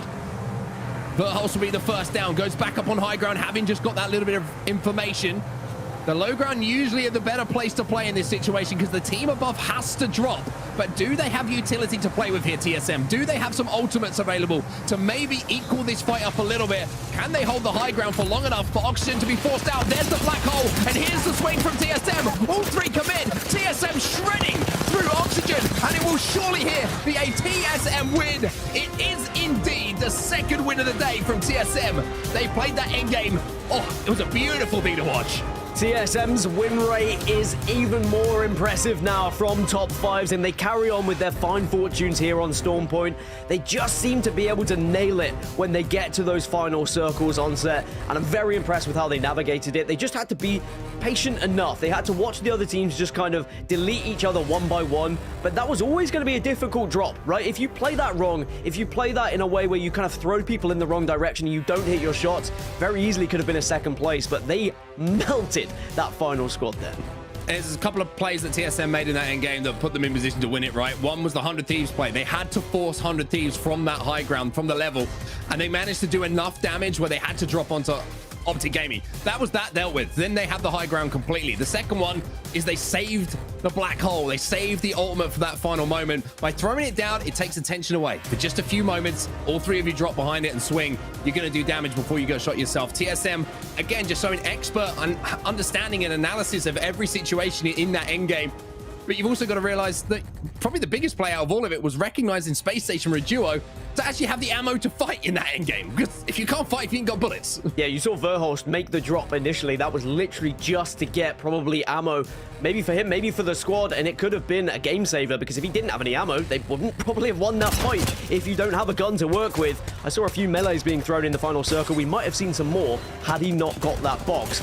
But we do have to touch upon Oxygen getting second place. What did I say right at the start of this game? Oxygen have been disappointing so far. They need a big result in these games if they are to try and put themselves in contention for regionals and try and push out some of those teams like FaZe who are in 20th position. That is going to be bad news for FaZe that Oxygen have just had a big game like that. I love the fact that we've got one more game to go as well. It's been a wild day of Apex Legends. It seems to just, throughout the season, build and build and build to these crescendo moments where everybody is playing like you would expect them to play, with so much on the line for different reasons for these teams. You've got the format to thank for that, of course. So the Guard as well had a pretty good game towards the end as well, picking up some decent KP as well as some good placement. But 100 Thieves, I think they were the only team who could really have stopped TSM. If they would have hit some big shots onto them on the bridge, that could have been the end of TSM, but it was such a risky play to have to make. It was a risky play. There was a lot of risks that were taken. I mean, Guard's Skyward Dive in general was a massive risk. As I said, it would have been crossing your fingers, crossing your toes. Eventually, we saw the demise of Guard after some successful team fights, but they just got caught out without being able to truly reset. And that's always going to happen in a circle like that, with so many teams getting into this circle as well. And it's rare we see final circles like this on Storm Point, where so many teams are still alive and you have to navigate your way through team after team after team, and you need the ammo to do it. But TSM, they move their impressive 60% win rate in top 5s to a 66% win rate in top 5s across Storm Point this split, and they really are a team to watch when it comes to this map. They certainly have. And let's just remind ourselves, everybody, at the start of the season, there was questions about TSM, right? Are they past their prime? Is there still life in TSM? Well, I think this season has certainly put those ridiculous rumors to bed for sure. 22 points and 10 KP to go alongside that win means that TSM will stay on top of the leaderboards. For Oxygen, 12 points. They'll be second point leaders in the lobby. 100 Thieves, decent placement, decent KP means they'll be on 11. I'm looking down the order there. Space Station, I think that's 7th place. It might not seem a lot in, you know, just that standalone game, but the fact they did it as a duo, Dan, I think is even more impressive. Yeah, there was a lot of duos that had to try and fight their way into that final circle because of what was happening around the edge and all the teams that were forced into fights but didn't quite want to commit to the full fight because they still felt like they had a chance to get into the circle. But for Oxygen Esports, I mean, they came into today 6 points behind FaZe, 6 points behind 20th position, so they would need to finish probably in maybe 12th to 13th, whilst FaZe finished down in the bottom 18th, 19th for them to have a spot in the top 20. But it's looking like that could potentially happen with how things have been going so far. FaZe have got to start to worry, though. Their place in Pro League and maybe in the regional finals has got to be under scrutiny at this point. Esports Arena, a little bit quiet. Still 3 KP for them to play with. Luminosity as well, a little bit quiet. And the same could be said about Furia. All these teams down in the bottom half of the table just became KP and placement points for the rest of the lobby. It would seem like it. Nobody really in that bottom 10 having a performance where you're like, well, at least they got some KP along the way. It's just a little bit of a quiet game for 11 to 20. Well, there is the series results, and this is how it's looking after 5 games. TSM find themselves top by 24 points, so it's looking like a potential victory here in a 25-point week for TSM. That will do them wonders. Not only would it guarantee them place in the regionals, of course, but would guarantee them a place at LAN, maybe even as leaders going into LAN. But the big one for me, FaZe in 19th, Oxygen in 17th. If Oxygen can find their way up to the kind of top 13 and FaZe stay down there, it'll be Oxygen going to regionals, and it'll be FaZe not in regionals. So we need to see a big game from FaZe here just to stay alive. Well, the question is,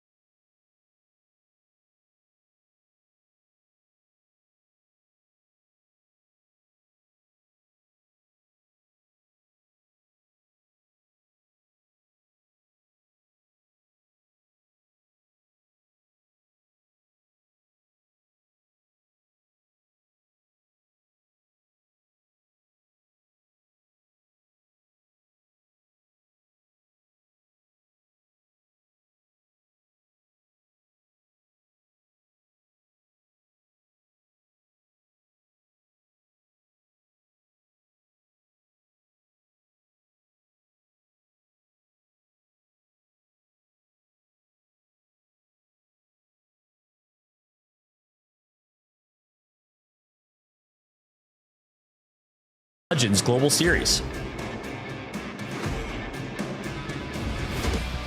and welcome back everybody to week 9 of the ALGS Pro League. North America only has one more chance and one more game on Storm Point to shake up those leaderboards and see who is going to be going into that regional final. And not only that, who is going to be in those places to maybe think about booking their spot at that LAN event that's coming up very soon. Dan Gaskin alongside myself on set is going to be driving you through this last game. And Dan, I mean, I say pick a story. There's so many to talk about right now. Who have you got your eyes on going into this game, and who do you want to see putting in a little bit of performance, maybe just to shake things up, cause a bit of carnage at the end of the day? It has to be the FaZe Oxygen one for me. It's the guys that are fighting for that regional finals, arguably the last spot. I know there are a couple of other teams that are in contention, but that was literally 20th and 21st place coming into play today. And FaZe were probably thinking they were sitting quite pretty because Sentinels start to drop off. Oxygen only had 2 points before map number 5, but suddenly with a big game, with a second place finish, Oxygen truly are pushing FaZe right to the wire here and making them sweat. So we'll have to see what happens, but still plenty to play for a lot of these teams in the top end of the leaderboard as well. This is going to be a huge game. A huge game and the final game of the day. One more game. I think it's my favorite chant that I've heard so far. Every time we're on match point and we're in, we haven't done many lands, unfortunately, due to that darn pandemic that went down. But, back in Raleigh at the ALGS Championship, the chant of one more game is certainly one that kind of resonates with me when I hear it in my head and when I hear that phrase. And that's where we find ourselves right now. The question is, can TSM close things out here with a first place finish? But like you say, Dan, Space Station still in the hunt, still looking to jump up into those placements where, going into the regional finals, they'll be in a much more comfortable position, looking to qualify for LAN. And I think that a lot of eyes are going to be an Optic Gaming here. They've been, again, up and down today. A couple of decent games, but no real big major game. Have they done enough? And will we get to the end of the day with them thinking, maybe we haven't done enough? Well, that's the thing, is that even though, you know, you can get yourself into regional finals and it all seems well and dandy, for those teams who are like fighting for 20th position, your aim is just to get to regional finals, but you know full well your chances of land are just banking on you winning those regional finals. You're not going to get a points total to push yourself into that top 9. So for teams who are kind of around 13th, 12th, trying to get closer towards that top 10, top 9, they know full well that they need to give themselves a real shot during the regional finals of getting a points total that will elevate them to that position and not have to rely on match point, not have to rely on winning it. Because when you've got 20 of the best teams in the region all trying to get a position at LAN via match point, it's not going to be easy for you. So you've got to try and give yourself your best chance just based off points. Well, we're going to see a little bit of Optic Gaming here looting up around the mill and see if they can maybe put something together here in this game, which is going to give them something to just kind of hold some hope to be honest. A little bit of crafting going to be done as well, just to level up the armors and make sure they've got everything they need. The 3 times, of course, is in that crafter, which is certainly going to help with some of those longer range weapons. But Oxygen Esports, this is the team that you've got your eye on, Dan. They've been quiet all season long, but have they started to make some noise at just the right time? If they were to drop out early, if they were to finish kind of 19th, 20th here, then maybe the dream is over. But if they can have another game like they've just had, they really will be begging the question of FaZe, saying, well, how do you answer back? How do you stop us from taking that regional spot off of you? And sure, there's a chance that both of them could maybe get a regional spot if we were to see big games from both of them. But considering FaZe's consistency so far today, it is looking unlikely. A lot to do for this roster on your team right now to get themselves into regionals, to even give them a chance to get to LAN. Well, Abralelli has been given the opportunity to drive the Trident. Look a little bit shaky, I have to say, with some of the angles that are being taken. But the IGL is hunting for a place to play. They do have beacon information as well, and it looks like they're going to be playing this nut. And this is what they're going to call home. So if FaZe can hold this down, and it's a big if, with the way that they have been fighting so far today, then maybe FaZe have an option to do something in this game, to just produce something to get them in that regional final and keep that faint hope of making LAN alive. But it's been a tough day to watch for FaZe, I have to say. Every time we seem to have seen them in a team fight, it's been falling apart, and I don't know quite what's going wrong with the amount of talents on this team, but something isn't quite right, and it's showing in the leaderboards. Yeah, we've said it before, they've not found their identity, they've not found something that seems to be comfortable for them. It can all be forgotten, though, if they can have one good game here and make sure they're at least getting into regionals to give themselves a chance of again playing in one of the best lobbies you can possibly play in. Looks like there is a team in the vicinity, and now I'm curious, how do FaZe play this? Because they're under so much pressure right now, do you take this fight? Do you avoid this fight? It looks like FaZe maybe want to try and pick up some KP. Snipedown's got to be careful here. He's going to get the Cyril down. Slurp's going to be melted. Snipedown's going to be melted as well. And FaZe, oh no, it's all falling apart again for them. Snipedown goes down. Slurp's down to pretty much no shield as well. But Slurp has managed to get one back. It is TSM who are actually involved in this fight as well. Slurp is trying to survive. It will be TSM versus FaZe. And all of a sudden, what looked like a FaZe problem has become something that they can rectify. Verholst is last alive now for TSM. Wow, what a huge moment for FaZe to be able to stay alive. As you said, it was looking all doom and gloom when the initial knock went against them. But remember, they've still got to try and survive and get to the latter stages of this game. At least they picked up the banner here for Snipedown. They may be able to reset. It is slightly detrimental to TSM's chances in this game, but of course, they had a 24-point lead, so not going to be the end of the world as TSM Reps gets finally cleaned up. And it's just going to be down to Verholst to solo his way through the rest of this game.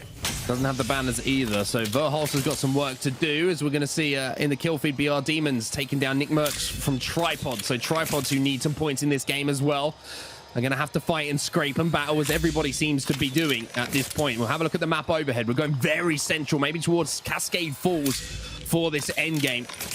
And you can see a lot of fighting going down outside of Down Beast at the moment and around Checkpoint. Optic are there, ORN are there, Esports Arena are there as well. As Season, a lot of teams just kind of bottled up in the choke at the moment and finding it difficult to make a rotation. Yeah, a lot of teams have moved early just to kind of the southeast side of Cascade Falls to try and find a position. They've obviously got that beacon information and now are trying to commit to some of these buildings. It's not going to be as far of a northern pool as we just saw in the previous game. Otherwise, we'd be seeing a lot more teams up towards the wall, of course.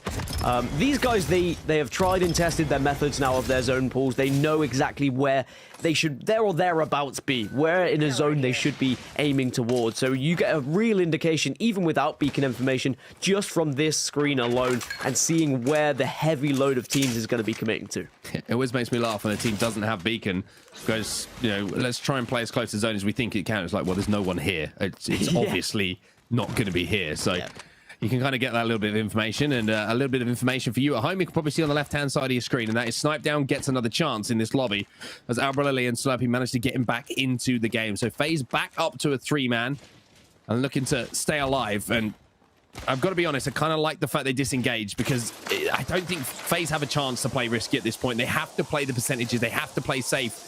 And the best way for them to succeed in this final game of the day is to have 3 players alive on the map. The same can't be said for TSM, though. Unfortunately for Verhulst, it's going to be a lonely ride towards the end.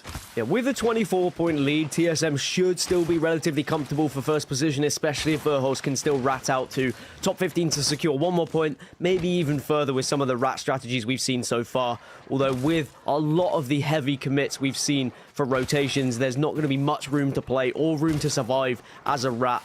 And we know there's quite a few seers in the lobby as well. So you're going to get caught out quite quickly, and maybe you're not going to have as much of a heroic play as you would have liked. But again, TSM, top of the leaderboards by 24, should still be comfortable. I think maybe our attentions should be elsewhere, because there are teams who have really got a lot to do getting into this circle. FaZe being one of them. They have been able to find themselves into the kind of northern side, but it's about where they go after this. And again, there's another team on the horizon, another team they're potentially going to have to think about backing away from or committing heavily.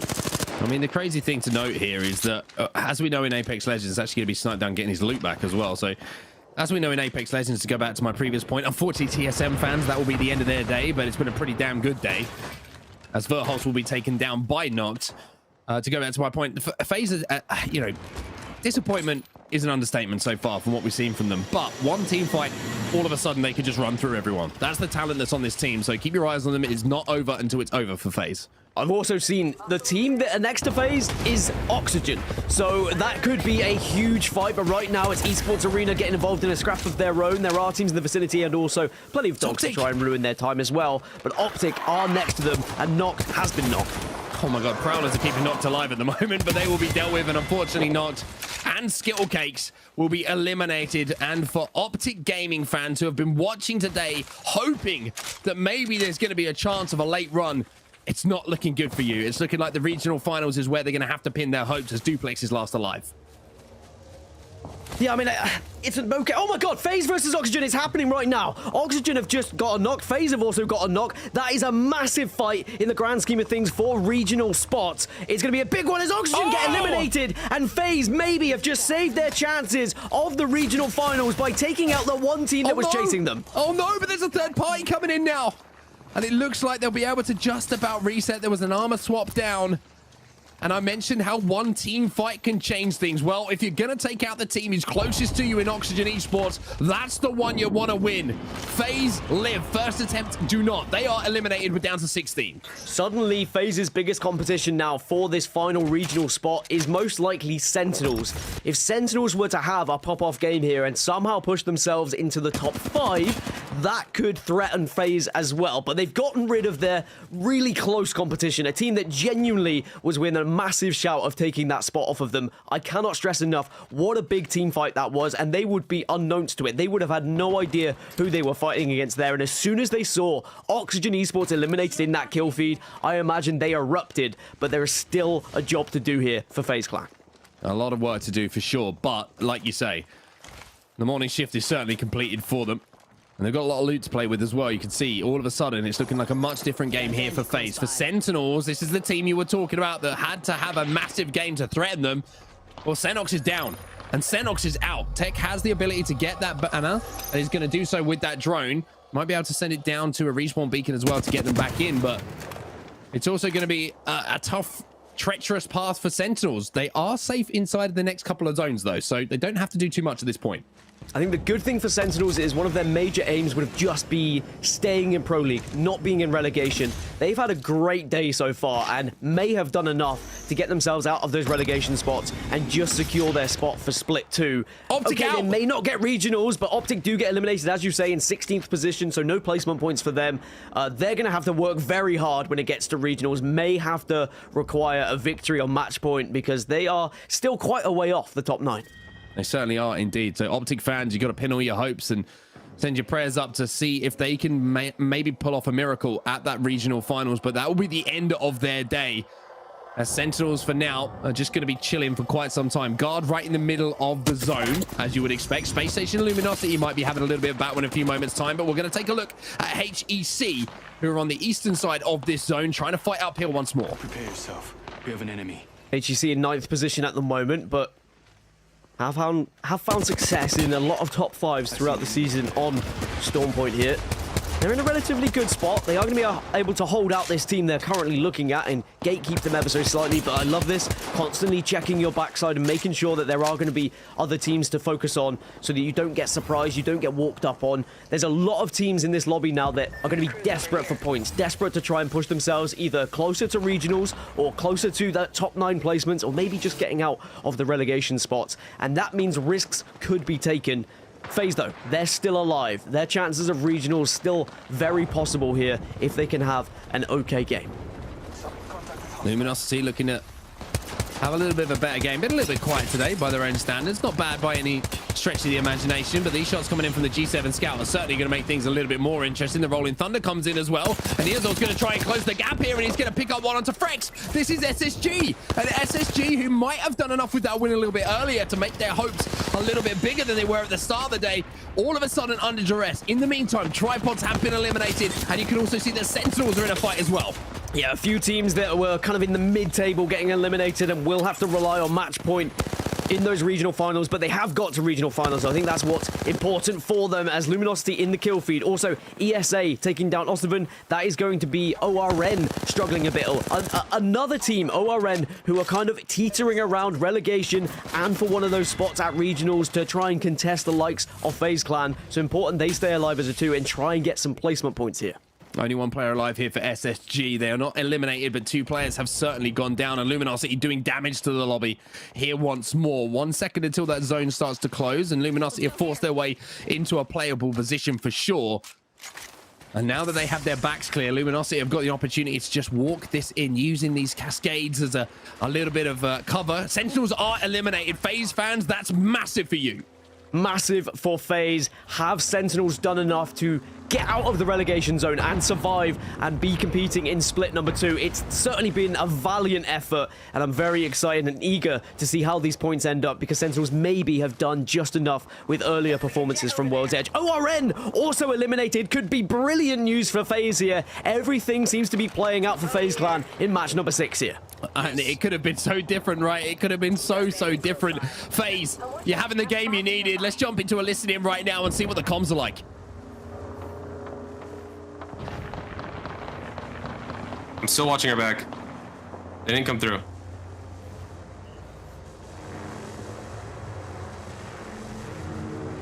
Snipe, scan that building. I don't see any movement in there. There's no one in it. There's no one in it. We have a god spot. Are you sure? Yes, I'm positive. Walk up.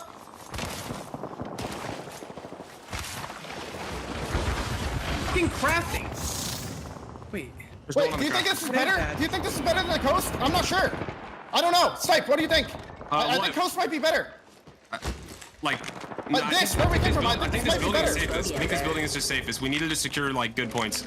I mean, our whole backside is clear, right? Like nobody can behind us. Building. Then we have so much room. There's the roof and everything. Yeah, I think we just play all of this and just watch our back. I think we just hold people out from here. Like no one. The flame draws me this way. It's just the safest because of it. But when it pulls away, we're stuck. We're gonna get stacked. It's not gonna end on the buildings. Okay, so where do you just want us to play like? I think it's gonna end like over here. The flame draws me this way. Talion bandit out there. Over there's actually pretty solid. I think it's better over there. Like we have control the head here. I'm going over here then. We can still play the roof. We could go get this package as well. Yeah, I can look for that. I'm worried about this team wrapping through zone, like the team in command. They yes, can. I can. Yes, they Yes, I can. can. You're right. Yeah, you're right. Listen, the team of the Mac, go crypto, get that they might, package. Go get I that think one of you need to package. play Yeah. with me. I think one of you need to play with me. The team of the crypto, if they see that I'm Okay, solo, I'll they're come gonna back. push I'll me. come back because Mac can cross with smokes. I got an RE. That's amazing. Give it to me, sir. Do you have a car? What do you have? I have an Eva. I have a car. I have a Purple Bolt Eva. I have a car. Slurp, you're gonna give me your Eva. Or your car, I mean. Dropping it right here. It's on Horizon though. Like, Car that's SMG fine. here. Where'd it go? Why don't I see it?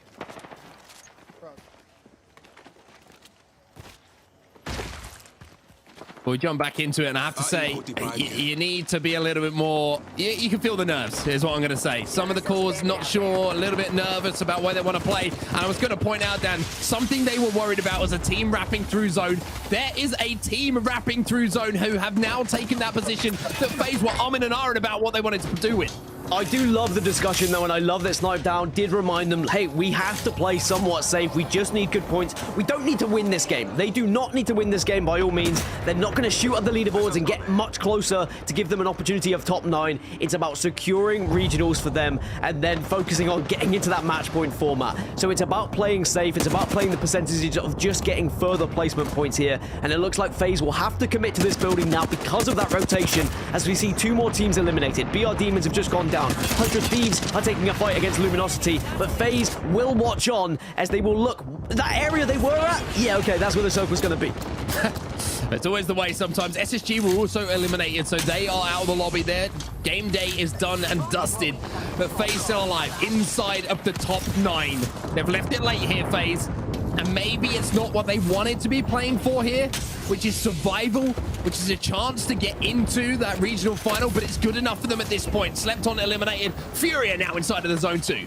I think that FaZe should have done enough as they push their way into the top 8 and maybe top 5 here. It was certainly cutting it close, and we'll wait for those final results, but I'm sure they were elated when they saw some of those teams killed on their kill feed. Furia, though, starting to shred. His Watson needs to heal back up, will heal back up. Luminosity go down, top 7, as now teams trying to slow this down, trying to get into this circle, but there's so much open ground. We're seeing so much fights right now. Oh, and it looks like FaZe want to take the fight, and they're not going to be able to do the work that they wanted to. Albrelele is in a position maybe to hold for his teammates. Snipedown's going to have that knockdown shield. Slurpee will just about get that battery off. He's going to think about the med kit, but instead he's going to push. He's got the RE45. Season go down. Albrelele last alive, manages to get the armor swap, and FaZe are in the top 6. FaZe just need a couple more placement points. It's about staying alive. Albrelele needs to be sensible, but of course will move. If you are patient, no, teams will start to drop like flies. They're now into the top 5. Albrelele still alive. Furia, 100 Thieves, Guard. They're going to be the 3 biggest threats to win this game, though, as they're going to have to move ever so slightly, but find themselves all in great spots.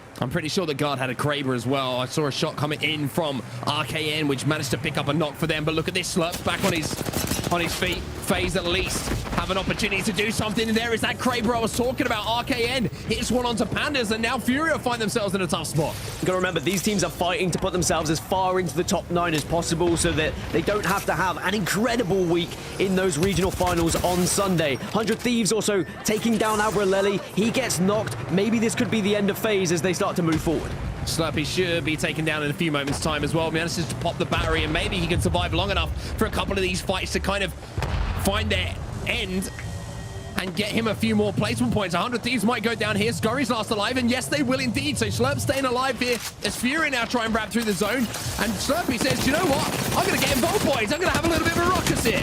Might be able to get some extra KP, but no, gets turned on. But it is going to be enough to secure FaZe 4th place. Karasuno go out in 3rd, but now 2 teams left. Guard versus Furia. Furia down to 2, though.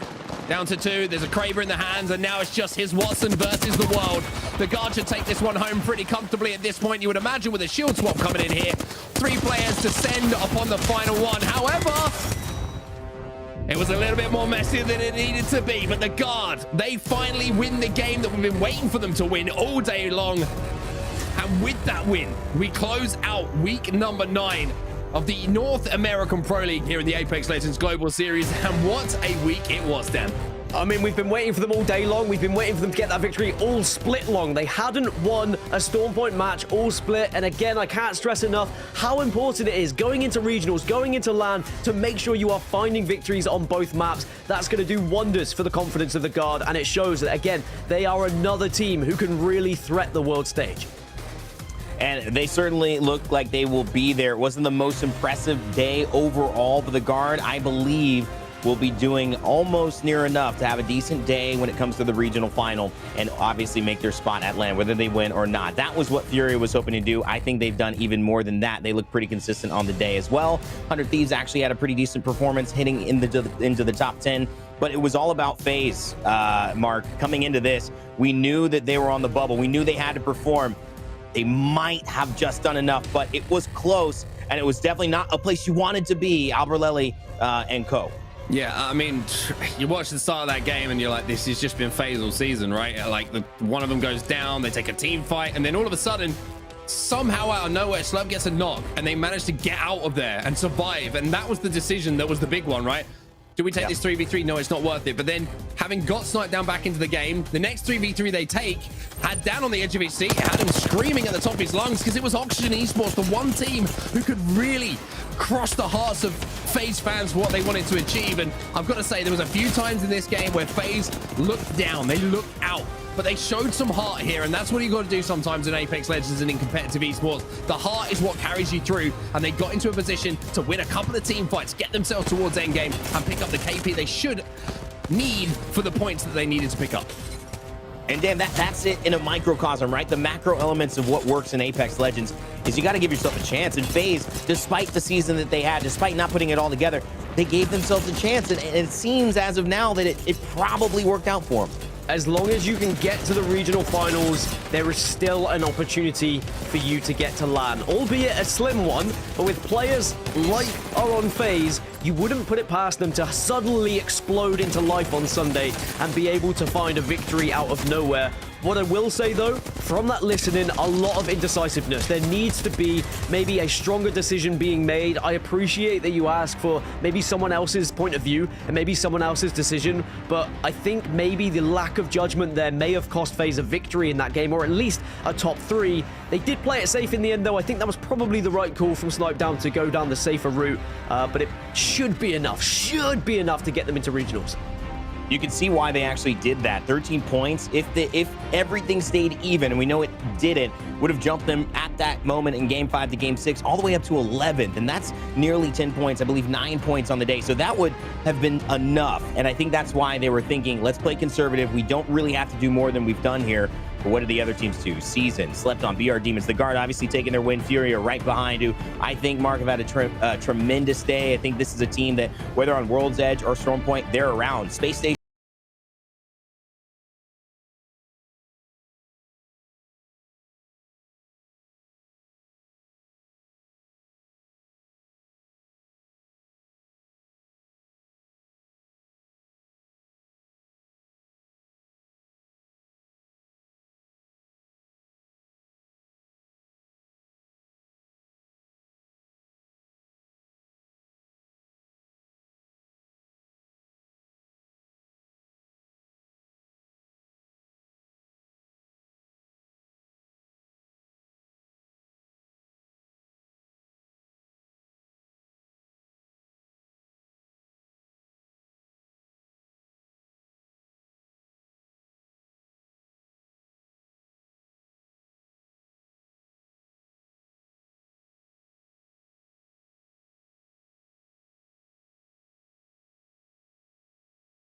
have done, and they have shown they are on top yet again. TSM in the chat. It is well deserved today. Optic Gaming in an 8th.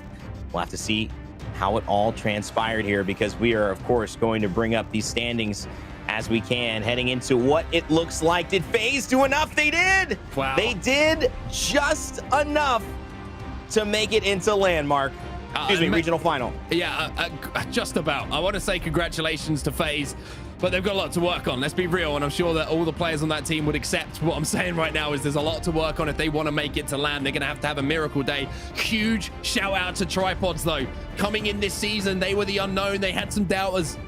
They certainly had some haters, but they managed to work their way into a position to qualify for the regional finals. They are one of the best teams in North America, without a doubt. They forced their way in, but at the other end of the table, TSM take first place away from Team Liquid, and going into it, oh my God, look how tight it was. 2 points.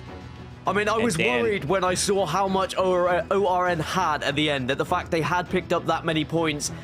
It was so important that FaZe were able to get those extra couple of placements, otherwise they could have been missing out on those regionals.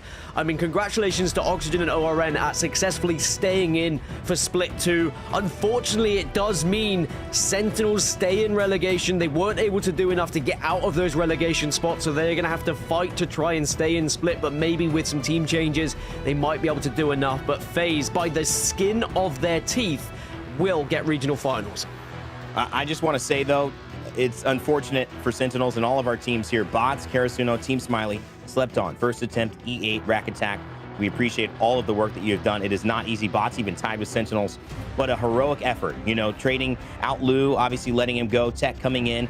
This team had 5 points heading into the 5th day of Pro League. To be able to turn it around and not only double their score, but essentially times it by 6+, that is a great sign for these players in their future in the ALGS, whenever that is. Of course, though, my goodness, representing Evans all around the world, we got Verhulst putting up the 20 bomb.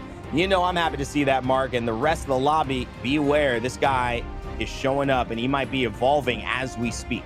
Hey, hitting form at just the right time, right? And that's what you want to do. Verhulst stepping into that role as the fragger today for TSM. 20 kills is a phenomenal turnout. But, I mean, look at Reps and How as well. Both in that top 5. 11 kills apiece. No one on TSM let the team down today. They all perform. But Luda as well. What a performance from him for Esports Arena. Up in 2nd place. 13 kills to his name. And, of course, 2 wins in a row for Esports Arena. Good day for them overall.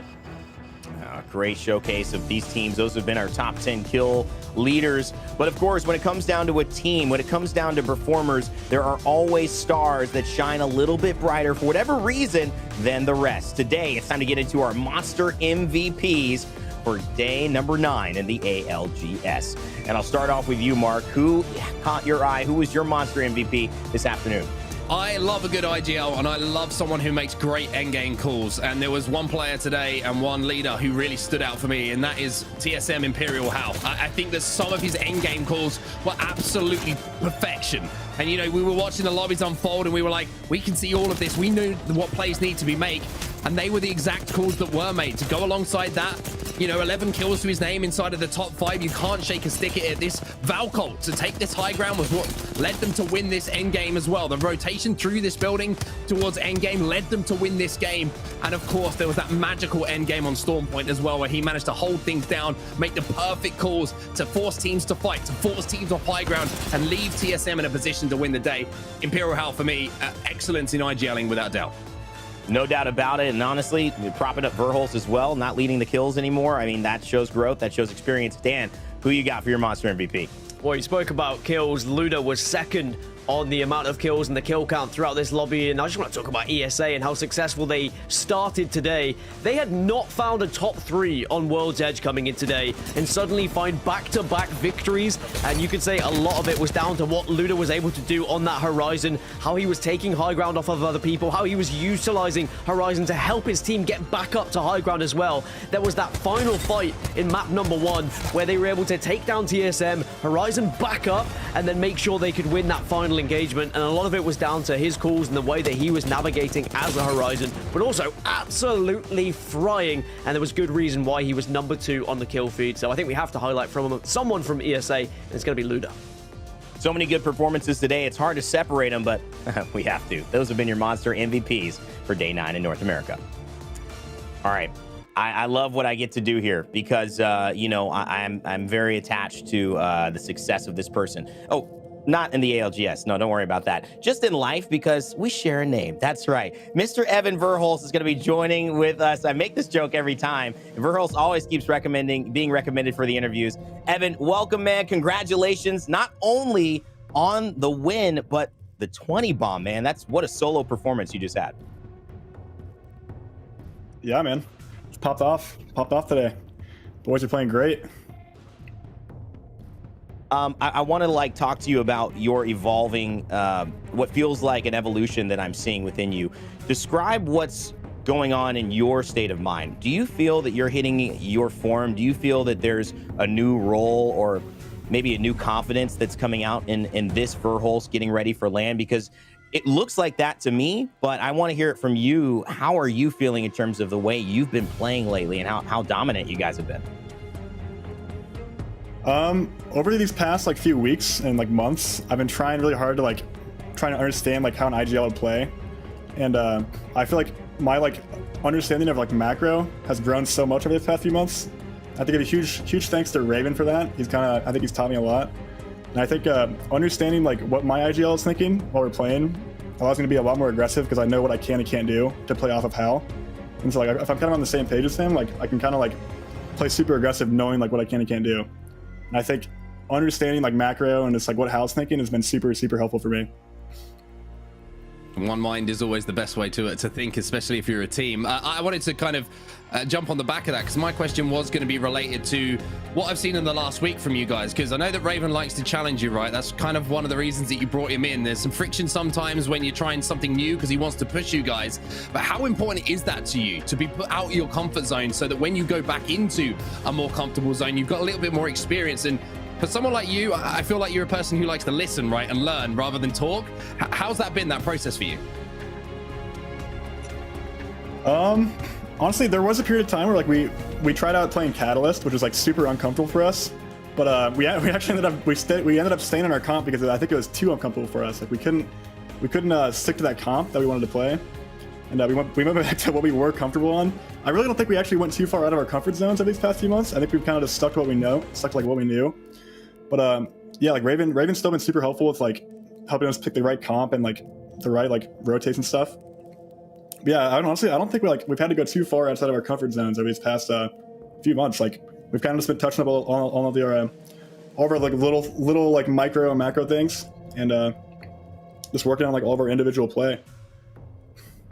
I mean, you speak of comfort. Let's talk Skyward Dive, shall we? Because it's a bit of a meme with TSM and how you guys Skyward Dive and whether you're going to find success. Today, you did find success. Match number 3, perfectly timed rotation with the Skyward Dive. Talk me through it. Did you expect it to go wrong? What were you thinking when that was happening? I felt pretty good about the Velcro. I thought we had a lot of options there because like if that roof wasn't open, we were planning on going to the dome in between the gondola buildings. And I thought we had a lot of options there. Like, I think there was only one team in the building as well, so we could have even slammed inside the building. So I think we were all feeling pretty good there. Like, we were also, I don't know if anybody else Valkyrie with us. I think we might have been the only team. Like, we were the first team or something. But yeah, that was like, honestly, I think we were all feeling pretty confident about that Valkyrie. Like, that was a really good Valkyrie from us. Not what people usually see. You know, Evan, it's been great to catch up with you. I want to give you a chance to shout out any friends. I would say family, but you got like 17 brothers, so that might take the rest of the broadcast. So maybe just anything you want to say to TSM fans or anybody out there who's listening before we wrap the interview. Yeah, I appreciate all the support. And yeah, shout out to my fam, friends, everybody's watching. Appreciate all you guys. And yeah. Awesome, man. Well, absolutely killed it. You spoke a lot in the language of kills and performance. #1 on the day for TSM. #1 in terms of kills for TSM Verhulst. Congratulations, and we look forward to seeing you guys in the regional final. Thank you. Appreciate it. Oh, man. Always fun to catch up with TSM and Verhulst as well. Mark, eloquent guy, but also very humble in terms of what he just did. I mean, we haven't seen a 20 bomb, I think, in the course of a day over almost all of the days in Pro League. Just simply sitting there like, yeah, that's what we did, and moving on to the next. I love how he drops 20 kills, and I love how he's been forced to become the official voice of TSM as well, and the mouthpiece for them. You can see every single time there's an interview, it's always Verhulst. We managed to get an interview out of Reps on another show, but you know, how doesn't do them. You know, Hal's prices too. You know, he knows his money on his on interviews. We get that, but you know, the thing I love about when you listen to what Verhulst has to say is you can feel the genuine passion in it, right? You know how much it means to him. You can see how hard he's had to work to get there, and the success that comes his way is 100% deserved. 20 kills is one of the biggest performances we've seen in the ALGS so far this season, and amazing stuff. And I think he can go to bed and sleep extremely well tonight. Well, incredible day, Mark. Dan, I want to give it to you as well to kind of round it out. Thoughts on Verhulst's interview or just the day in North America. We know who's going to the regional final. It has been exciting, to say the least. Well, all I'll say is if I get given a stick mic and I get to do some interviews at LAN, I'm going to be trying to get Hal on that mic. I want to get his thoughts. I want to hear what he has to say. And I tell you, if you stick a mic in front of him, he might just have to say something. It won't always be Verhulst, but what an incredible day. North America going right down to the wire, all the way down to 20th position. Sometimes some of these lobbies can be a little bit top heavy, but we saw teams who had never got wins before on some of these maps find victories, which gives me great hope going into regional finals that we might see a shock team win on match point and get a spot at LAN. Gentlemen, as always a pleasure. So fun to work with you guys. Great job today. Thank you for your effort, and we will see you on Sunday. Not too long. Always love hanging out with my boys. And yes, we will be back this Sunday. Every day is a big day, but in terms of the sporting world, I don't think it could get bigger, especially if you love Apex Legends. Starting right in the morning and going throughout the rest of the day, we will have EMEA and North America battling it out in match point style, meaning win or we keep going. We're going to find out who's definitely going to land. Will it be the 20th team in a Cinderella story, or will it be a team who's been performing like TSM all along? I cannot wait. It is the best time in Apex Legends esports, and it also will give us a preview on that land that I cannot wait to reveal details about, but I can't do it now, so don't ask me. I love you guys. Thank you so much, chat. Thank you so much, community. Thank you so much to everyone behind the scenes production, our casters, our crew, and everyone involved who makes Play Apex Esports the special, incredible event that it is whenever we go live. My name is Rain Day. As always, never give up, never stop gaming. We'll see you all on Sunday.